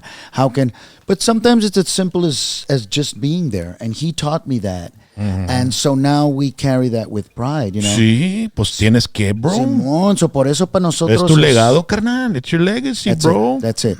You Es know? la música que queda, right? Sí. After the last note is played and it still resonates. You have to embrace what have you've to done, embrace your what life, you your have to embrace blessings, it, your bro. blessing. Yeah. So con eso, you know, we count ourselves lucky and we try to figure out what our next thing is. I've been working a lot with San Antonio and the young film groups there to see what we can do. I know Danny's been doing a lot of independence. Yeah, I in the produced a last- really beautiful documentary I'm very proud of. Worked on Yeah. it for 7 years. Oh, yeah? Oh my God, these documentaries. Yeah, They it take takes a a long while. time. They take a long time. Not every day, but you know, you're what do- working off and on for. What's it about and when is it out? It's a true story of a man named Jose Sarria, and he was the first gay man to run for public office in the state of California about 11 years before Harvey Milk. Remember the film that Sean Penn did about Yeah, Harvey yeah. Milk? So this guy, and he was Latino. Yeah. And he just a fascinating man. And a friend of mine, the one that wrote it and everything, he knew him personally. So for 20 years, my friend followed this guy around and documented him. No intention of making a movie out of it. He was just doing it for archival purposes. Yeah. But after 20 years, he realized, man, I got all this footage. All this content. But all this content. That's what it is, man. Let's do something with it. And the man was into politics. And it came it's an together. incredible documentary. It man. really was a fascinating documentary. No and matter what- and no is it matter- out or when is it coming out? Or I don't know. I don't know if it's on a platform yet. is it on YouTube? It's been screening at film festivals and at universities. Mm-hmm. So I'm not sure yet if it's on a platform, but when it does come out, I want people to see it. But every time we've taken it out for a screening, the audiences have loved it. yeah. And they laugh and they cry and they just enjoy it so much. Yeah. And even people that are not into the gay thing or the people that don't know anything about this man at all, the universality of it connects with them. Yeah. And they love it. And it makes me feel good to see that we worked on this, you know. My friend Joe Costello, especially all the work that he did on it, and that it's made an impact on people. That means something to me. Well, let us know, man, because I love watching documentaries. Me too. I love them too. Did you all see American Primeval? Did you ever see that one? No, I haven't seen that. Oh, dude, that's on The Netflix one as the well. one that's hitting right now is the one that was just at Sundance. Is the the man behind La Bamba, the Luis Oh Valdez yeah, documentary. the Luis Valdez documentary. That's it's hitting right now. Yeah. Apparently got a lot of great reviews Yeah. at Sundance. See. And a ver if we bring it to Cine Festival. You know, here in San Antonio, I'm the de facto patron. do you call it? La mascot. Conecta. Eres La La Conecta. Conecta. De Cine Festival. Cine Festival, he's people great. don't know. He's so great. It's the longest running Latino film festival in the country, over 40 years, and people don't realize it. It's Is in it the all west in side one of San weekend? Antonio. Yeah, it's all in one weekend.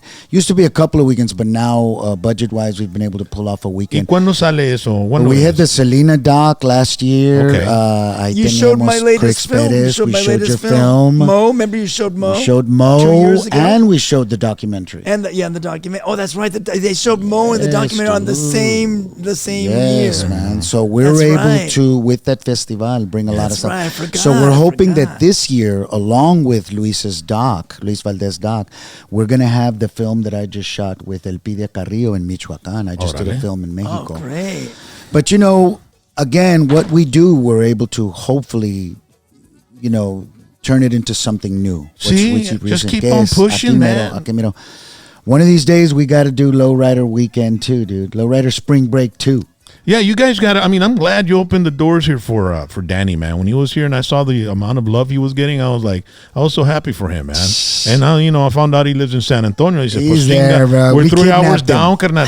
El vato hizo un merch killing ayer, vato. came Chingos to de San merch. Antonio and never went back. As far as the merch thing is concerned, I always say, just give me Jesse's leftovers, okay? Just give me the leftovers, man. That's all I need. Yeah. I don't Y even need. mándale otra. I don't No, need man, the I was 2-hour line. telling Just give me the everybody. Mándale leftovers. otra. I was telling Chaz, Danny is one of the most accessible actors and, legendary We actors. love our fans. We love our mean, fans. Jesse and I have that in common. We love the fans. We love them. Gotta we, appreciate we them. respect them. We appreciate them, and we're grateful. We're grateful for the love Yeah. that they give us. I tell people sometimes, I hold people's hands when I take pictures, in a certain kind of pose, and I can feel their heart beating. Yeah. And that's to me it's just You have it to blows me honor that. away. It blows me Yeah. away. It's To like wow, honor that. they're so excited right now. Wow. It means so much to them, and it ties back to when they were younger, and to their grandfather that showed them the movie, or their uncle, or their something brother, or their whoever that turned them on to resonates. their father. Right. Yeah. Yeah. You know what's crazy, man, is how you guys have been immortalized, I mean, this is a type of immortality And that you imagine at my have with age- these films that you guys. Imagine at my age, I've been carbon dated. I go back to the Jurassic period.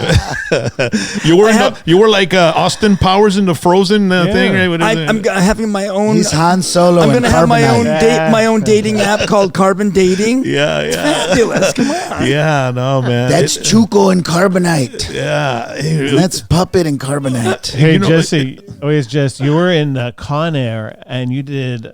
There was so many good actors in Con Air, and you held your own, dude, because it had Ving Rhames, Nicolas Cage, Steve Buscemi. Steve Buscemi, and what was the John other guy? Malkovich. John bro. Malkovich, John Cusack. Pura cuerda, vato, Hey, pura- dude. Not being John Malkovich. how- Actually, John Malkovich. Everybody Who in their did you- Tia Conchas in that film, man. I swear to Yeah, God. did you get along with all those dudes? Because you were in the plane. Well, the beautiful thing is when you've been around as long as you heard Danny talking about some of the casts that he's worked with. Man, when I was working on Fame, dude, I was working with Milton Berle. I was working with Carol Burnett. So I'm like going, oh my God. You know what I mean? So by the time I got to Con Air, No, nah, carnal. Nah. I used to watch movies with my mom in the 60s on television because, in those days in the 60s, they needed content. Yeah. And so they had all these movies, old movies they would show, right? And I would see Ricardo Montalban, I would see Fernando Lamas. Welcome to But I Fantasy. would see Gilbert Roland. Okay, Gilbert Roland goes back to silent movies. Silent movies, okay? He used to wear a little thing around his wrist. He was very masculine. And I used to look at him and go, man, that guy's Mexican, huh? My mother loved him. She adored him. Well, one day I got cast in a Western with Willie Nelson called Barbarossa. And it was going to be Gilbert's I was going to last ask about movie. Barbarossa. Gary Busey. And Crazy Gary. Crazy Gary. Gary, I love you, but you were crazy back then too, baby. Dude. Wow. But anyway, And he was Willie Buddy Holly. Nelson, so Gary I brought my Busey, mother Gilbert to Texas. We shot it in Texas, Barbarossa. I brought her onto the set, and there's Gilbert Roland and my mom driving in the car. He would open the door for her and let her in. He was from another planet, Yes. another era. Wow. Where men treated women a certain way. Yeah, you know? yeah. My mother was. She died But and went to he was heaven. a Latin She died lover. and went to heaven. Wow. Wow. She She was got so- to meet her. Because he was, I think he idol. was from El Paso, wasn't he, or from Juarez, or he was from that some. He had such a beautiful accent. Dude. Oh, he had a great, Gilbert Roland. great What was his voice. What was his real last name, or was it Roland? It was Roland, but it had other parts to it too after that. But my mother adored him. Oh my, what a great story! But just getting But back like to the that. point of So people Con were- Air, like that. Yeah. So I was there, and I had really 6 degrees of separation with everybody. Yep. But the cool one, Danny, I had already worked with him on Blood In, Blood Out, and Mi Vida Loca, right? Emilio was there. I already knew him. John Cusack, I already knew because I had worked with his sister on stage. Oh, so I worked with Joan Cusack on stage with Don Cheadle. So John was... Ya eras he was parte de la already- clica. Era parte de la clica. Well, that's how we John. kind of met, Jess. Remember doing readings? Yeah.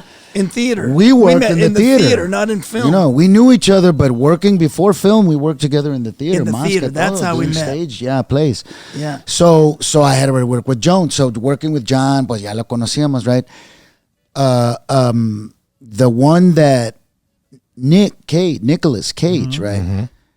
I went up to him and I said, "Hey Nick, how you doing?" "Hey Agent," I said, "I'm Susie Pulido's grandson," and he goes, "You're Susie's grandson? Oh my God, she worked for my father for years." I go, "I know." So my grandmother, Abuelita Susie, used to work for August Coppola. Oh. August is Francis Ford Coppola's brother, right? Well, August was the principal of the San Francisco High School of Performing Arts. Oh, man. Guess which show I was on? Fame. So my grandmother would brag to August and go, "That's my grandson." And he would go, "Susie, that's your grand." Well, again, at that time, my grandmother had been taking care of August for years. She was like his office house lady. So my grandmother was a tough nut. So August was like, okay, whatever Susie wants. In other words, Susie ran August's house and office, right? So when she said, "That's my grandson," he was like, so he said, "Susie, do you think that your grandson would come talk to my high school kids?" She goes, "I don't know, but I'll ask him." And I said, "Abuelita, seguro que sí, of course, right? Because that's who I am. That's what I was taught. And I'm not going to turn my grandmother down for anything." So they flew me to San Francisco. I did this incredible talk about whatever you do, go to college. Go to college because you're in high school. If you're going to study this, go to college and study it. The reason I was good in my audition was because I had 3 years of college right? So I was basically tell them, don't just think that you're going to jump into the industry. Get prepared. Get prepared. Yeah. However, whatever that is. The legwork. College The is a safe legwork, place the to do it legwork. because you can come out with a degree. So go, Trabajo de pierna. Get prepared like a Yeah. backup quarterback, in case the Yeah. quarterback gets injured, you're ready to go in. You Exactly. better Because be that prepared. moment will come. Yeah. So he was very impressed. He I made her look good, but she Fail was, to prepare. Prepare to fail. Yeah. In radio, we have prep your show, show your prep. Yeah. You know what I I mean? like So that. So at that time, he was Nick Coppola. He Show was me your Nicholas prep. Coppola. Show He me your wasn't prep. Nick Cage. So my grandmother would go, "Oh, ya, el hijo de August, ahí vino otra vez," me dijo. Estaba con los, That's calcetines awesome, man. apestosos. Yeah. You guys So have- when I told Nick, Yeah. he just had this joy on his face, like Nice. that woman used to take care of me. So man, we were like, so that to me, I was able to go back and tell my grandmother, I go, "Abuelita, I went and told Nick about you, and he just totally remembered you and was all excited." So she felt that, she felt something in her heart. I was able to bring her as an older lady a little bit of joy. what a life. Yeah. And Incredible. Malkovich kills you in that film. Did you guys? Was he pretty cool? Okay, so the cool thing about John is John's a man's man, dude. He may be an actor's actor, but he comes from the old school. So he went to school with Doug Collins, I think, who was coach of the Denver Nuggets at one point or something, or played for. I know Doug Collins played for a while. I think it was Doug Collins. I can't remember. It was somebody that was a coach but played in the NBA. And John had gone to school with him, right? So when we got on the set, John was telling stories, and the dudes, everybody's dude talk, we start talking basketball. Nobody else, none of the other guys knew basketball. So I start talking with John about basketball, man. So every day we talk basketball. We talk basketball, right? Yeah. So I'm a basketball head. He knows. So I had already found out in Wendover, Utah, where the basketball courts were, right? And it was filled with raza. Because at that time, raza was really picking up the game of basketball. And in L.A., if you remember, they used to have citywide tournaments, and everybody would represent their pueblos. 3-on-3s and shit like that. Hombre, big 7-on-7. dude. Torneos, 5-on-5, dude. Torneos, but all day, and they would barbecue. So the Mexican culture was really picking it up. So in Wendover, Utah, everybody that worked at the casinos, everybody that worked at the restaurants, they would all go to the basketball courts. Well, that's my jam. So I'd go there when I didn't have time, and I'd play basketball all day, right? So I told John, I said, "Hey man, did you play?" He goes, "Yeah, I played in school." And I went, "Well, if you ever want to shoot around, just hey man, just playing around with my fellow actor." I said, "Well, if you ever want to shoot around, the courts by the casino, they have games there." Not thinking he was going to show up. Right. John Malkovich shows up. And John's tall, dude. He's like 6 foot something. And he had his head shaved like Cyrus the Virus. Yeah. So he's a pretty intimidating cat, dude. And he shows up, right? So we start shooting around, man. And I get a game going on. And I said, "Here we go, bro." And I noticed John had a sweet shot, dude. Oh. He had a real quick wrist, a flip of the wrist, man. It was a beautiful shot. And he shot way up here.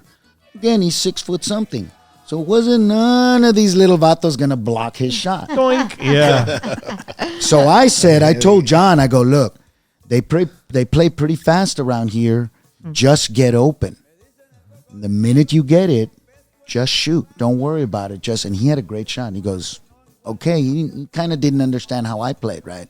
Well, I'm from San Antonio Spurs, bro. It's team ball. Orale. And I grew up playing in the courts, right? Mm-hmm. And so I knew in street ball, all you got to do is get it to the open guy. And if you've got a shooter on your team, vámonos. Feed him. So, man, we rule. That day, we rule the court. I just fed him, and he loved it because, in street ball, everybody's a ball hog. Everybody wants to show off. Yeah. Nobody ever gives assists. And so I was just feeding him all day, and he was just... Wow, that's great. Yeah, great and so... story. He walked away like, man, we ruled the court that day, man, me and John. So we became close like that on the set. So that was the cool thing about John, man, is he was really, really a down-to-earth guy. Well, and a great thing that you guys had that in common. Yeah. The love for ball. We found and you do that as an actor, right? You go on the set. Research. My thing is always try to conectar with the actors. Bond, dude. How do we do it? Yeah. When we did Blood In, Blood Out, best thing they could have done was put us... You lived together. You lived together. There in the hood, man. We lived there in the City Terrace hood. And even though there was everything going on, it was like, Vato Loco tutorial. Mm-hmm. So I would sit them down, and not only would we work on the script, but we'd talk about the calo, same thing like the Vatos did for you. Yep. We would teach them the jale, this is how we're going to do it.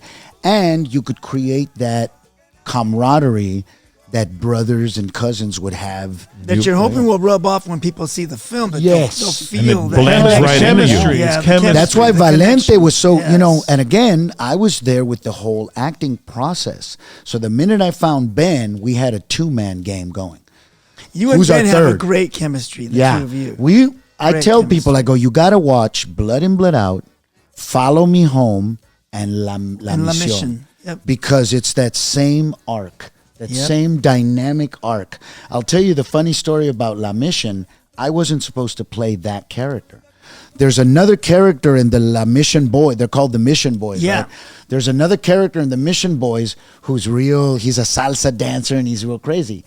That was the part they wanted me to play, right? Because I played the lead in Follow Me Home, and Ben played my second, right? He played my cousin. In this one, he was the lead, and I was just one of the Mission Boys, right? Well, there was a second that was supposed to play his second that was his spiritual brother. They were gangsters together, a real heavy guy, right? Doesn't talk much. So that wasn't my part. So they kept trying to cast that part because it's next to Ben Bratt. They couldn't find the actor, dude. They couldn't find. It's an independent, you know. So at some point, Talisa Soto, right, incredible actress herself, right. You know, she was in Piñero. She was his second in Piñero, right? She was his love interest in Piñero, but also Don Juan de Marco. Which Selena came out on in that movie. So, Princess Katana. She was Princess Katana in Mortal Kombat. That's Talisa Soto, man. So incredible actress herself, but Benjamin's wife, right? So he always bounces stuff around, and she was kind of like, well, babe, we're having a hard time casting Renee, you know, my second, you know. And she goes, well, why don't you get Jesse? And he says that so him obvious. and that yes, because the that chemistry Peter between you guys and is Ben what makes it went. work. Hello. So they called me and they were kind of like apologizing to me, like, "Hey man, we're sorry, but you know, you didn't." I was kind of like, "Bros, I'm here for you guys. Whatever you need, I'm a team player, baby. You know, you need me to move from point guard to shooting guard, I'm there." So man, the minute we did it, that chemistry, because that's what they needed in those scenes. So it was like, man, we can't believe that we didn't even think about it. It's like, well, you know, you're trying to produce and you're trying to play different. You don't want to play favorites, kind of, right? But if you got to realize that the chemistry is really what works between actors, you know, that's why I'm amazed that me and Danny haven't done more work together, because that little bit that you see in Lowrider, you know, Weekend, that the stuff that we did on film, the stuff, you know, we keep trying to find ways to always work together. But I think that's a big failing of Hollywood. The big failing of Hollywood is that they haven't done with the Latino talent and the cultural talent the same thing that they've done with their other thing, was when there's chemistry, right? When they have the Ben Afflecks and build on it. But they don't see it. That's the cultural uncanny valley. They're like, well, I'm not really trying to sell, you know, hot Cheetos. So, you know, I don't really need I remember that. when I would see Ben at auditions about 3 years prior to Blood In, Blood Out, maybe 87, 88. He was doing a television series called Juarez. And he was playing a detective. And it was like Man, he one was of the already a first star, Latinos, baby. on television. It was a major role. And I would see him in auditions, and I didn't really know him or anything, but I remember, you know, he was just like Richard Iniguez, good looking, you know, very with virile, chops. masculine with chops. And what year was that Juarez? What year was that? 88, 87. Because we had Miami Vice. You had Edward That James was before. Olmos. That was before. Okay. That was this before. is after. Yeah.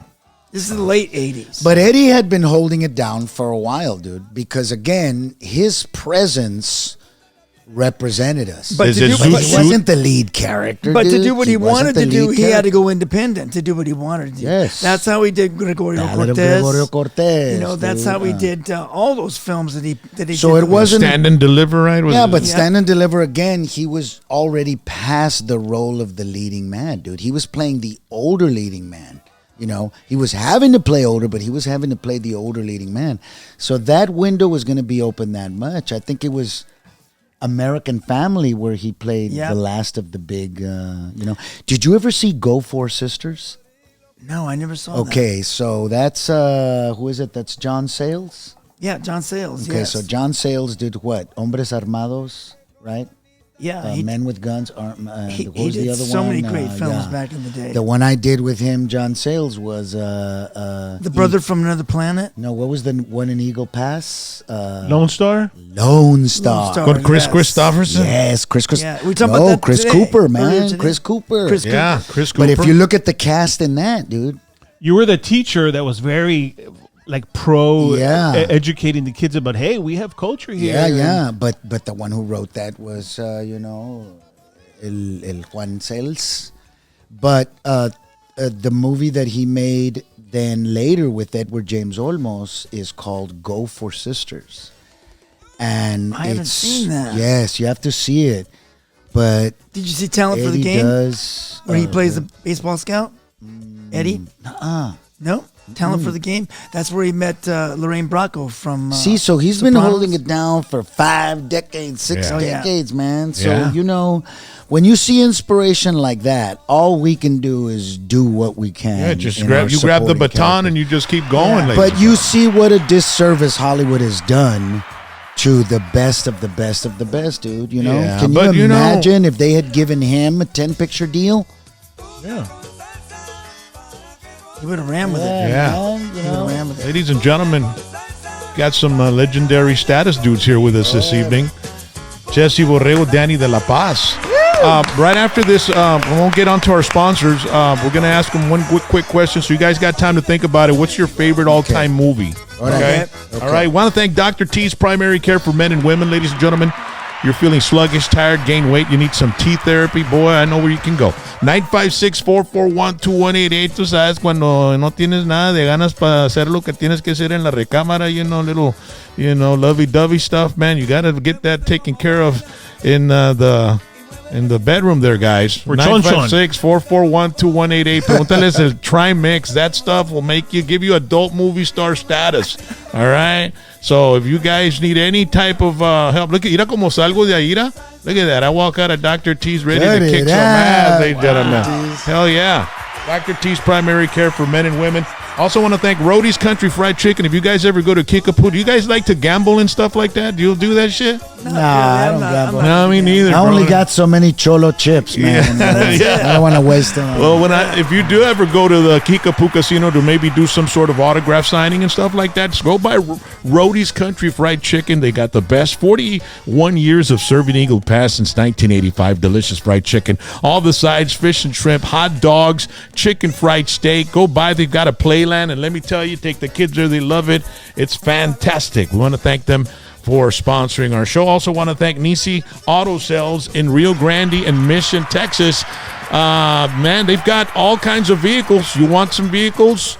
They've got them, and they've got the financing in-house. So give them a call. Te queremos ayudar. As a matter of fact, everybody that buys a car throughout the income tax season, they're registered to win an all-expense-paid trip to go to South Padre Island. All right? Every person who purchases a vehicle from now until the end of income tax season will be entered. You get $250 spending cash, plus you get the weekend taken care of. You're going to have a beautiful time. Go out there and relax and get some R&R, courtesy of Nisi Auto Sales. Also want to thank none other than Joel Garcia and Collision Masters. If you've got a fender bender, you've had your car busted up, you got into a little accident, you call them before you call anybody else. They'll go pick up your vehicle, they'll take it to the shop, and they'll start working on it. We want to thank Joel Garcia and, of course, manager Cruz Garcia. Collision Masters in Edinburg, Texas, and also in Mission. They are the best. They've been around over 30 years. 956-519-8414 or 956-380-3368. Also want to thank Ron Hoover of Odessa. If you guys need an RV, go by, and they've got the most beautiful RVs on the lot, and they're ready for you to hook up to your truck and pull them on out and take them to any great park in the United States.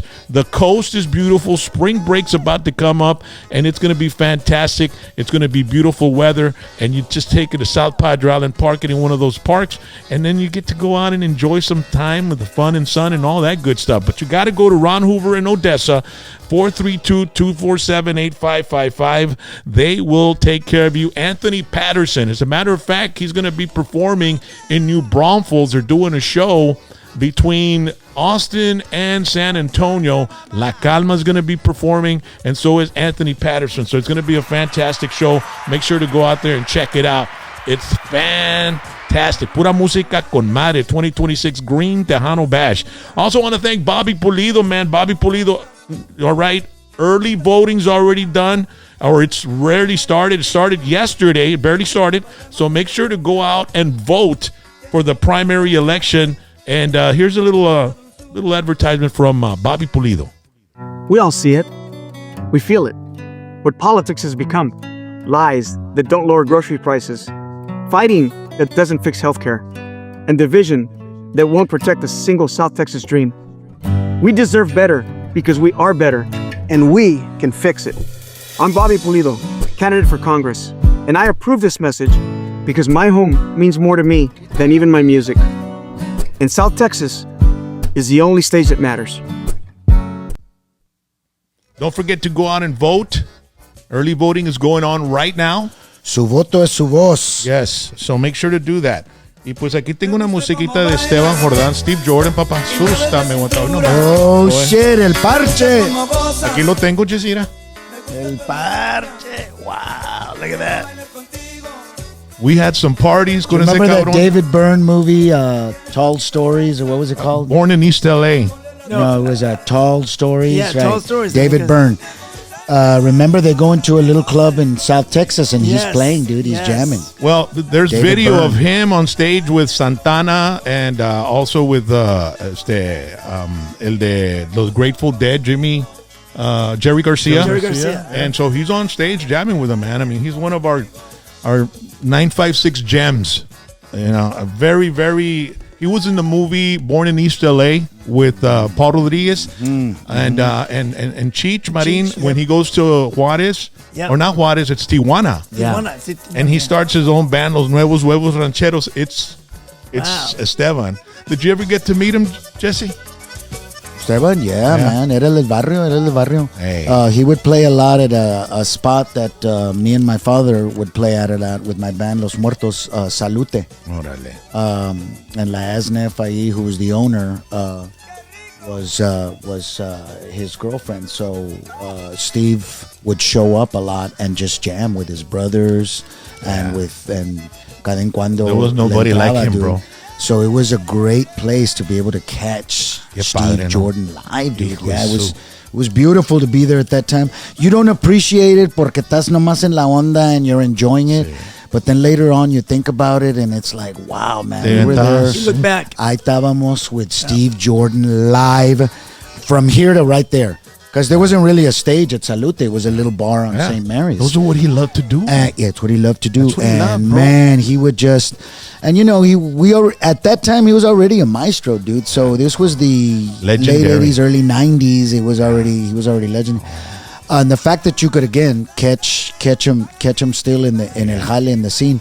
So what Steve did was appreciated other artists. So siempre me invitaba to his house, right? Hey. He would always say, hey, come by. And I was like, okay. So one time I went to his house and he goes, I want to play you my music. Like, Steve Jordan originals? So he took me in his back room and he had all his recording equipment. He played me this album's worth of stuff that I just sat there and I Blew went, your mind? okay, you are annihilating the genre of Tejano music. I go, why don't you put it out? But the thing with Steve is he was a genius artist. So they had eccentric.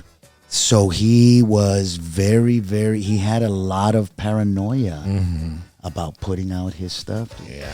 So you could see that it prevented him.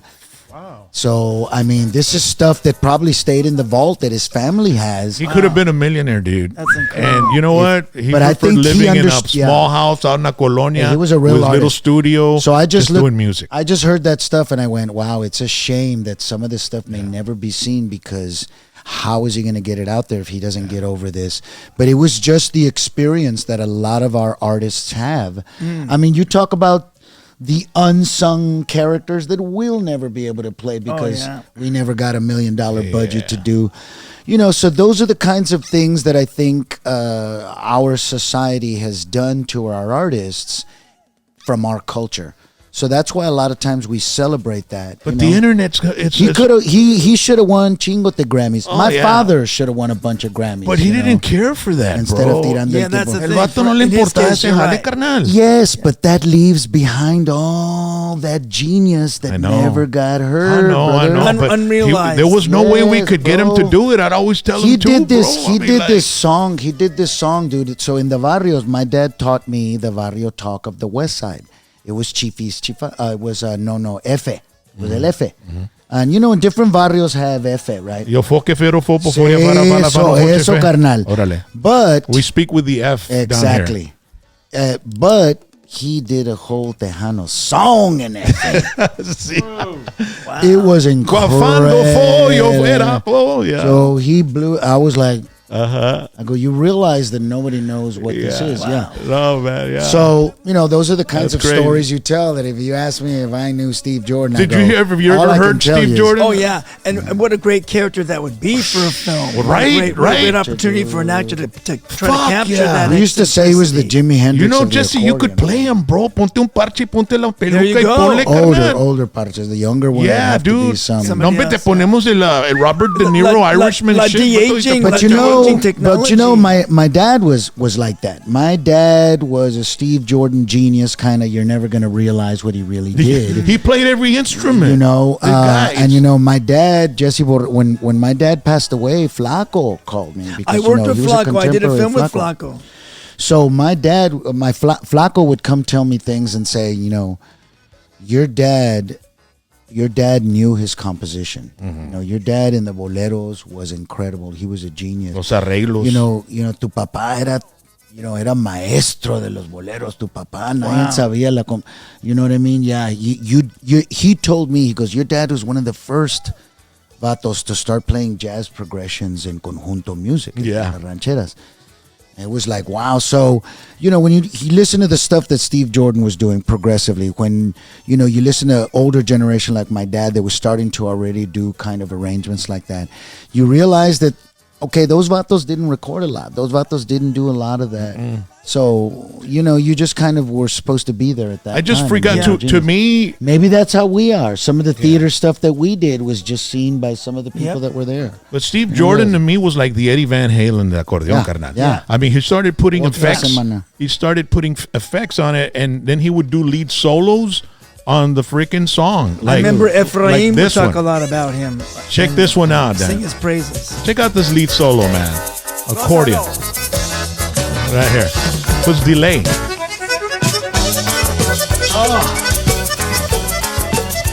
Sweet. That is so sweet. So soulful. It's so soulful. Listen to that. Right here.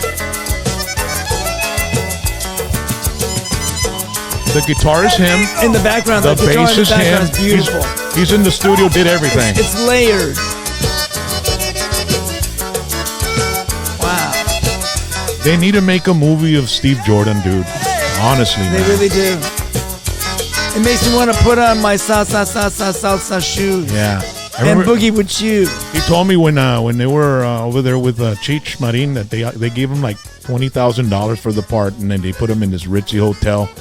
He went and bought some vans, and they slept at the beach and just fished and got high. You know what I mean? Wow. These guys weren't into the luxury shit, man. They wanted to go out there and fish, get high, enjoy. That was life for them, Yeah.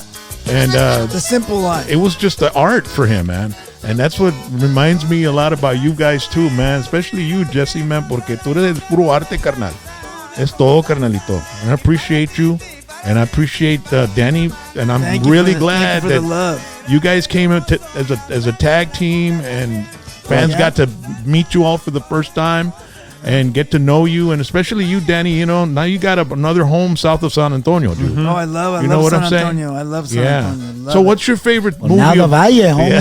What's your favorite movie of all time? There's so many great movies, right? Yeah, it's a tough one. I'm a classic film aficionado. Okay. Right? Too, man. But brother, I can watch Casablanca 2,000 times. You know in a row. what? That Me movie too, makes me bro. laugh so hard. Yes. The Epstein brothers, they're writing the script. Oh my God. Every performance, that movie moves along at a quick clip. Michael I Curtiz, came the to director. Casablanca for the waters.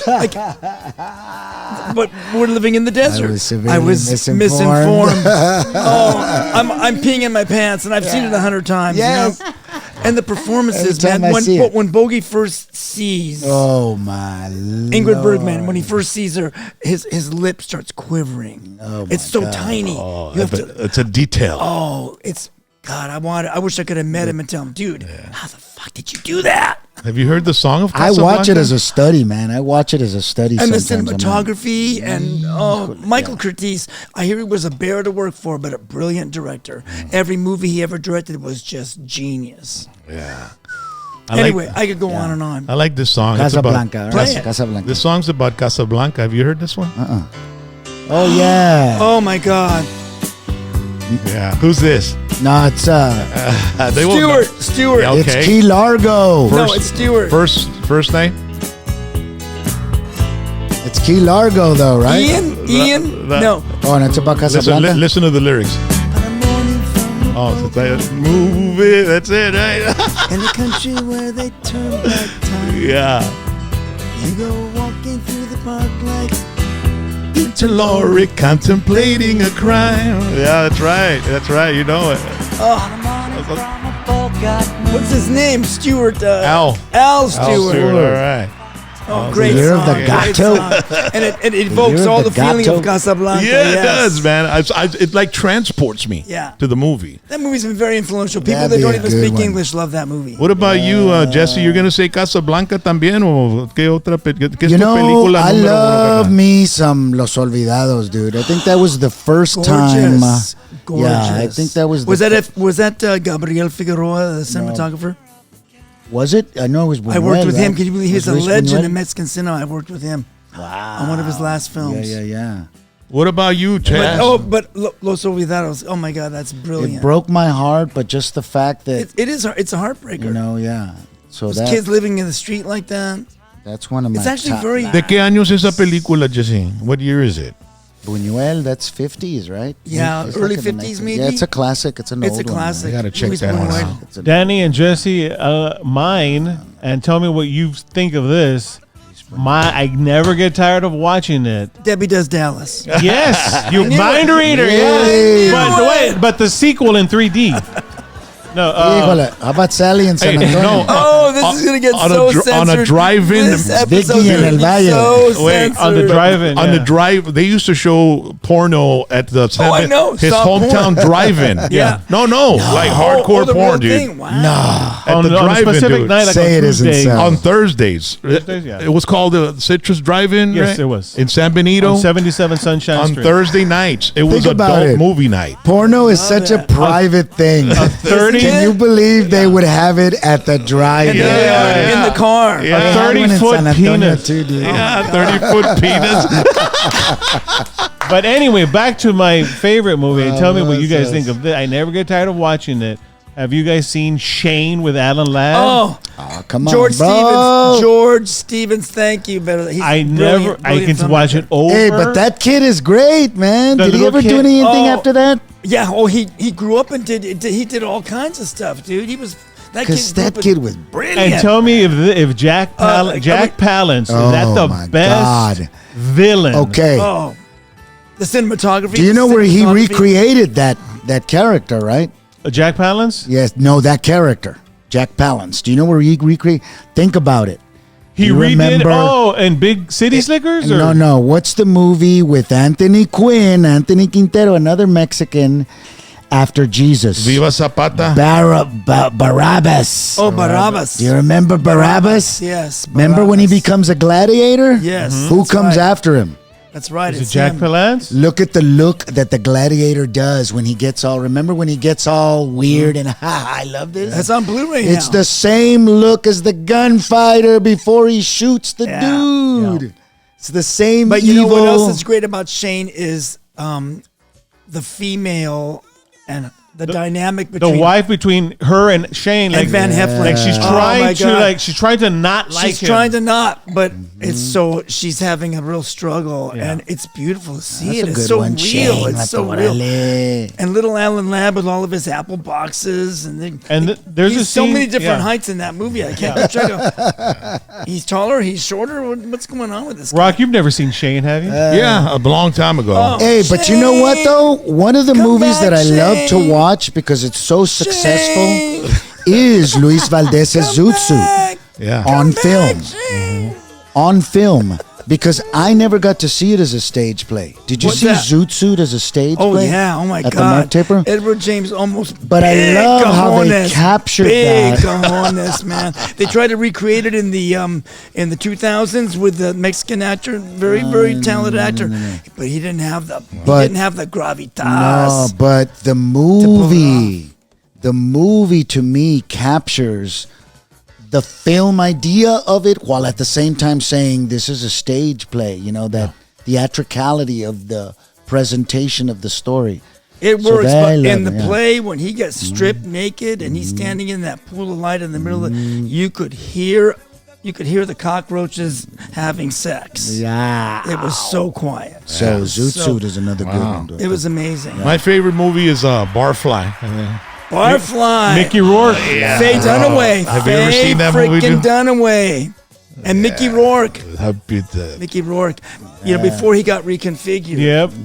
Dude. Frank Stallone. That supporting. movie was pretty gritty, Mickey dude. Rourke and Julia Roberts' brother in The Pope of Greenwich Village. Eric Roberts. No, another one of my favorites. Eric Roberts. Runaway Train. with Eric Roberts. And what that was. And John Voight. Danny Trejo's first movie. Yeah, he was a boxer in the prison. Yes. Yeah. No, he accompanied his friend onto that set. Yeah. And they took Danny. Yeah. Launched him into. You know, I have to give a big shout out, dude, because over the years, I never really say my stuff is my favorite because, you know, we're critical as artists. We're perfectionists, right? Sí.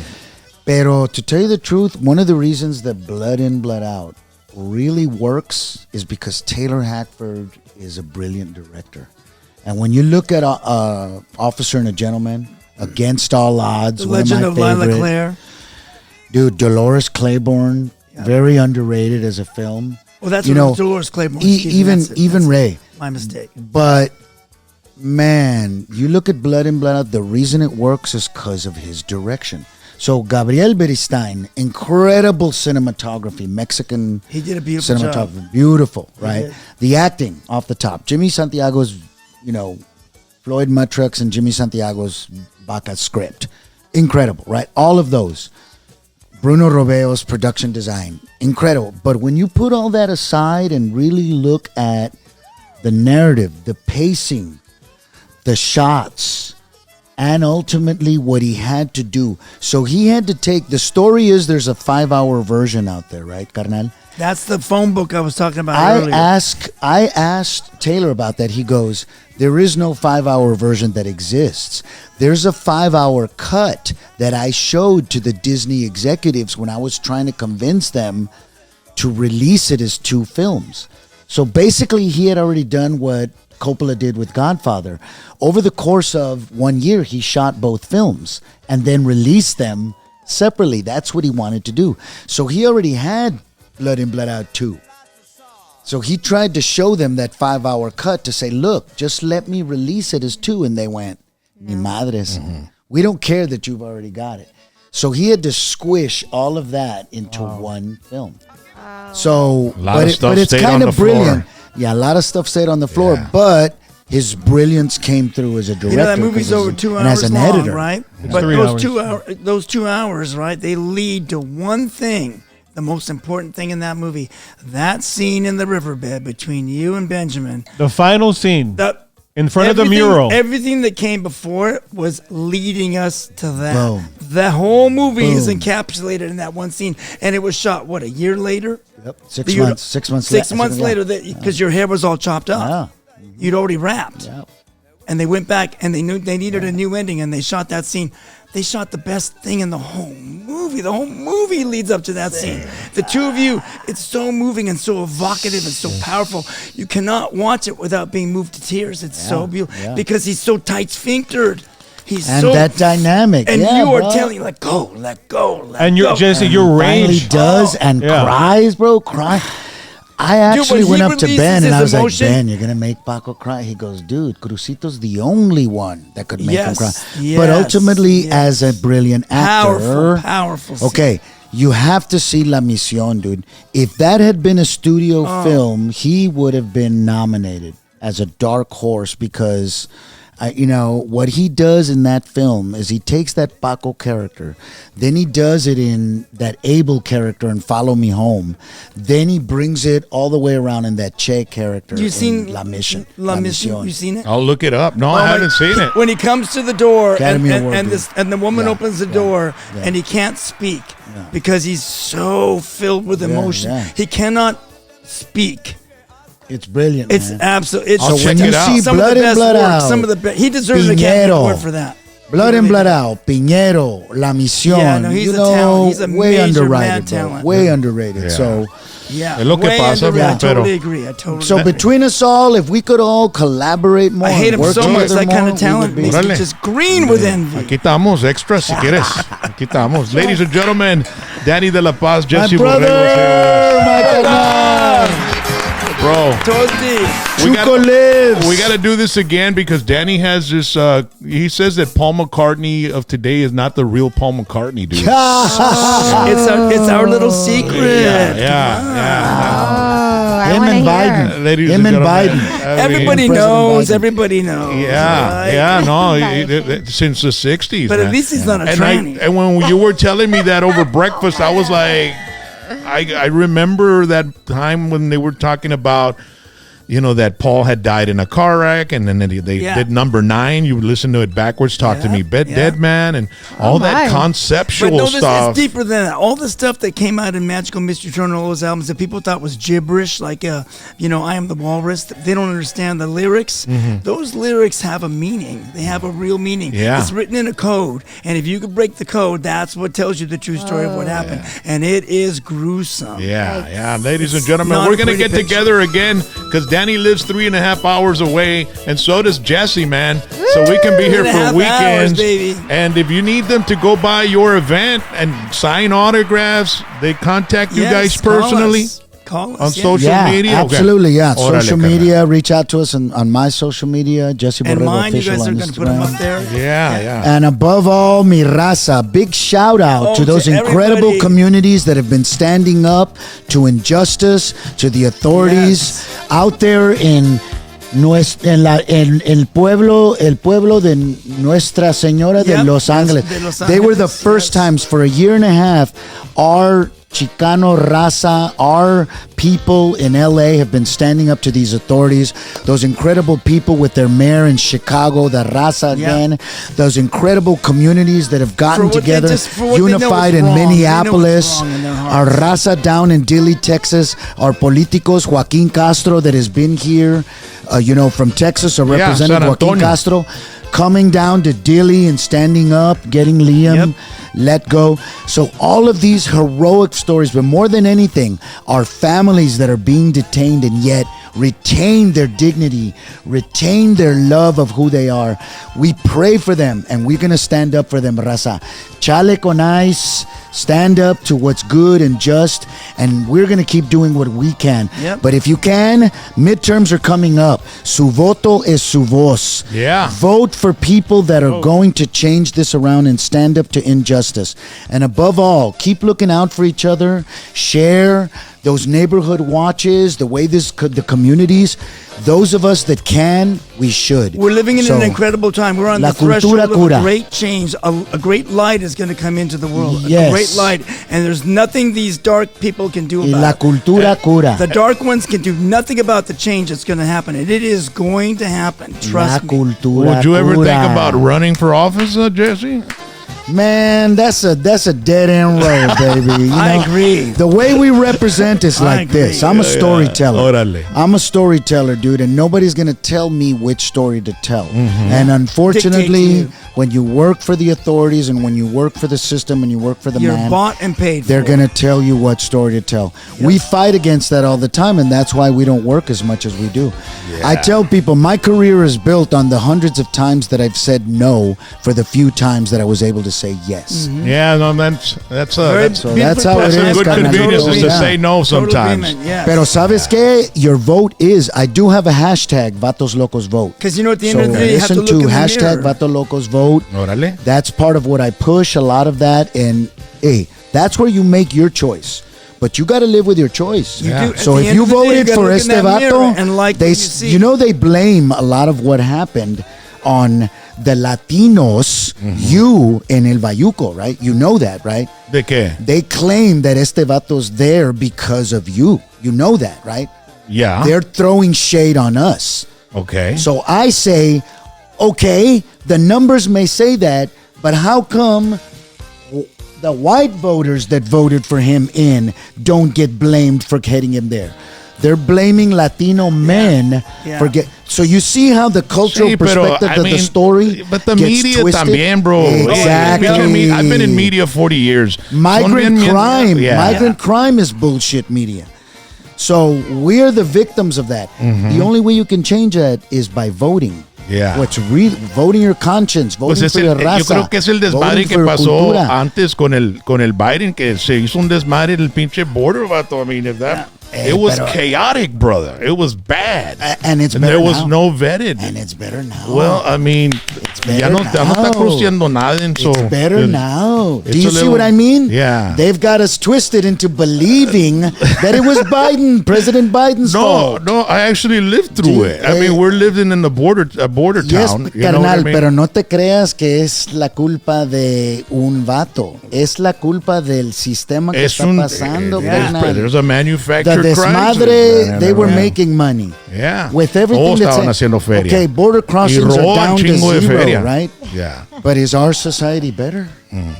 Is Pues, our society better? Individually, we are good people, bro. We are. Thank you. Even if they voted for that vato, you know what I mean? That doesn't mean the person is bad. No, it doesn't. No. You know what I mean? So you see how they got us divided on the same issue. Es la pinche media, bro. Es la media. It is. And yet there's people dying in detention right down the street from us. I don't remember that happening cuando dices tú que había desmadre. Siempre había detention, bro. Hasta la AOC vino para acá y estaba llorando allá afuera. I got your Paul McCartney right here. I got your Paul McCartney. Para decir que es una otra o otra, that's you know what I'm saying? And Dave Chappelle was fake too. We love you, Billy. We love you. Yeah. We know you're a mad talent. No. Right now, but you're not Paul McCartney. So if you think like a human being, it doesn't matter who's in office. It doesn't matter who's running it. An injustice is still an injustice. Lo que está pasando ahorita también mucho, Jesse, es que todos quieren hacer un pinche viral video. Hey, I'm gonna wrap this up because I gotta pee. Yeah, me too. I really gotta pee. I'm sorry. So do I, bro. I finished 12 of these. Hey, look, I've you know held it what? as long as I can, when brother. are we're gonna get back together again here, and we're gonna have a good chat, Lord, right? don't get him Yeah, started. Don't get him started. No, this is great. This is great. I mean, I like love my it. mezcal. Después de los without primaries, ice. después de los primaries. Mándame I'm otra. drinking my mezcal without ice. Yeah. Puro San Ben. Chíngate el gusano, Jesse. Chíngate el gusano, No me carnal. lo chingué. Asústame, El escorpión. No, me lo dieron con escorpión, dude. DJ Sam gave it to me with a scorpion. Yeah. Two scorpions. Qué bárbaro. Ladies and gentlemen, thank you so much for joining us. Muchas gracias, Jesse. Muchas gracias, Danny. And, we leave you all with some Steve Jordan doing some You've Lost That Love and Feeling. You know, the only way he could do it. Everybody wave at the camera. We'll see you next week. Make sure to like, subscribe, and share.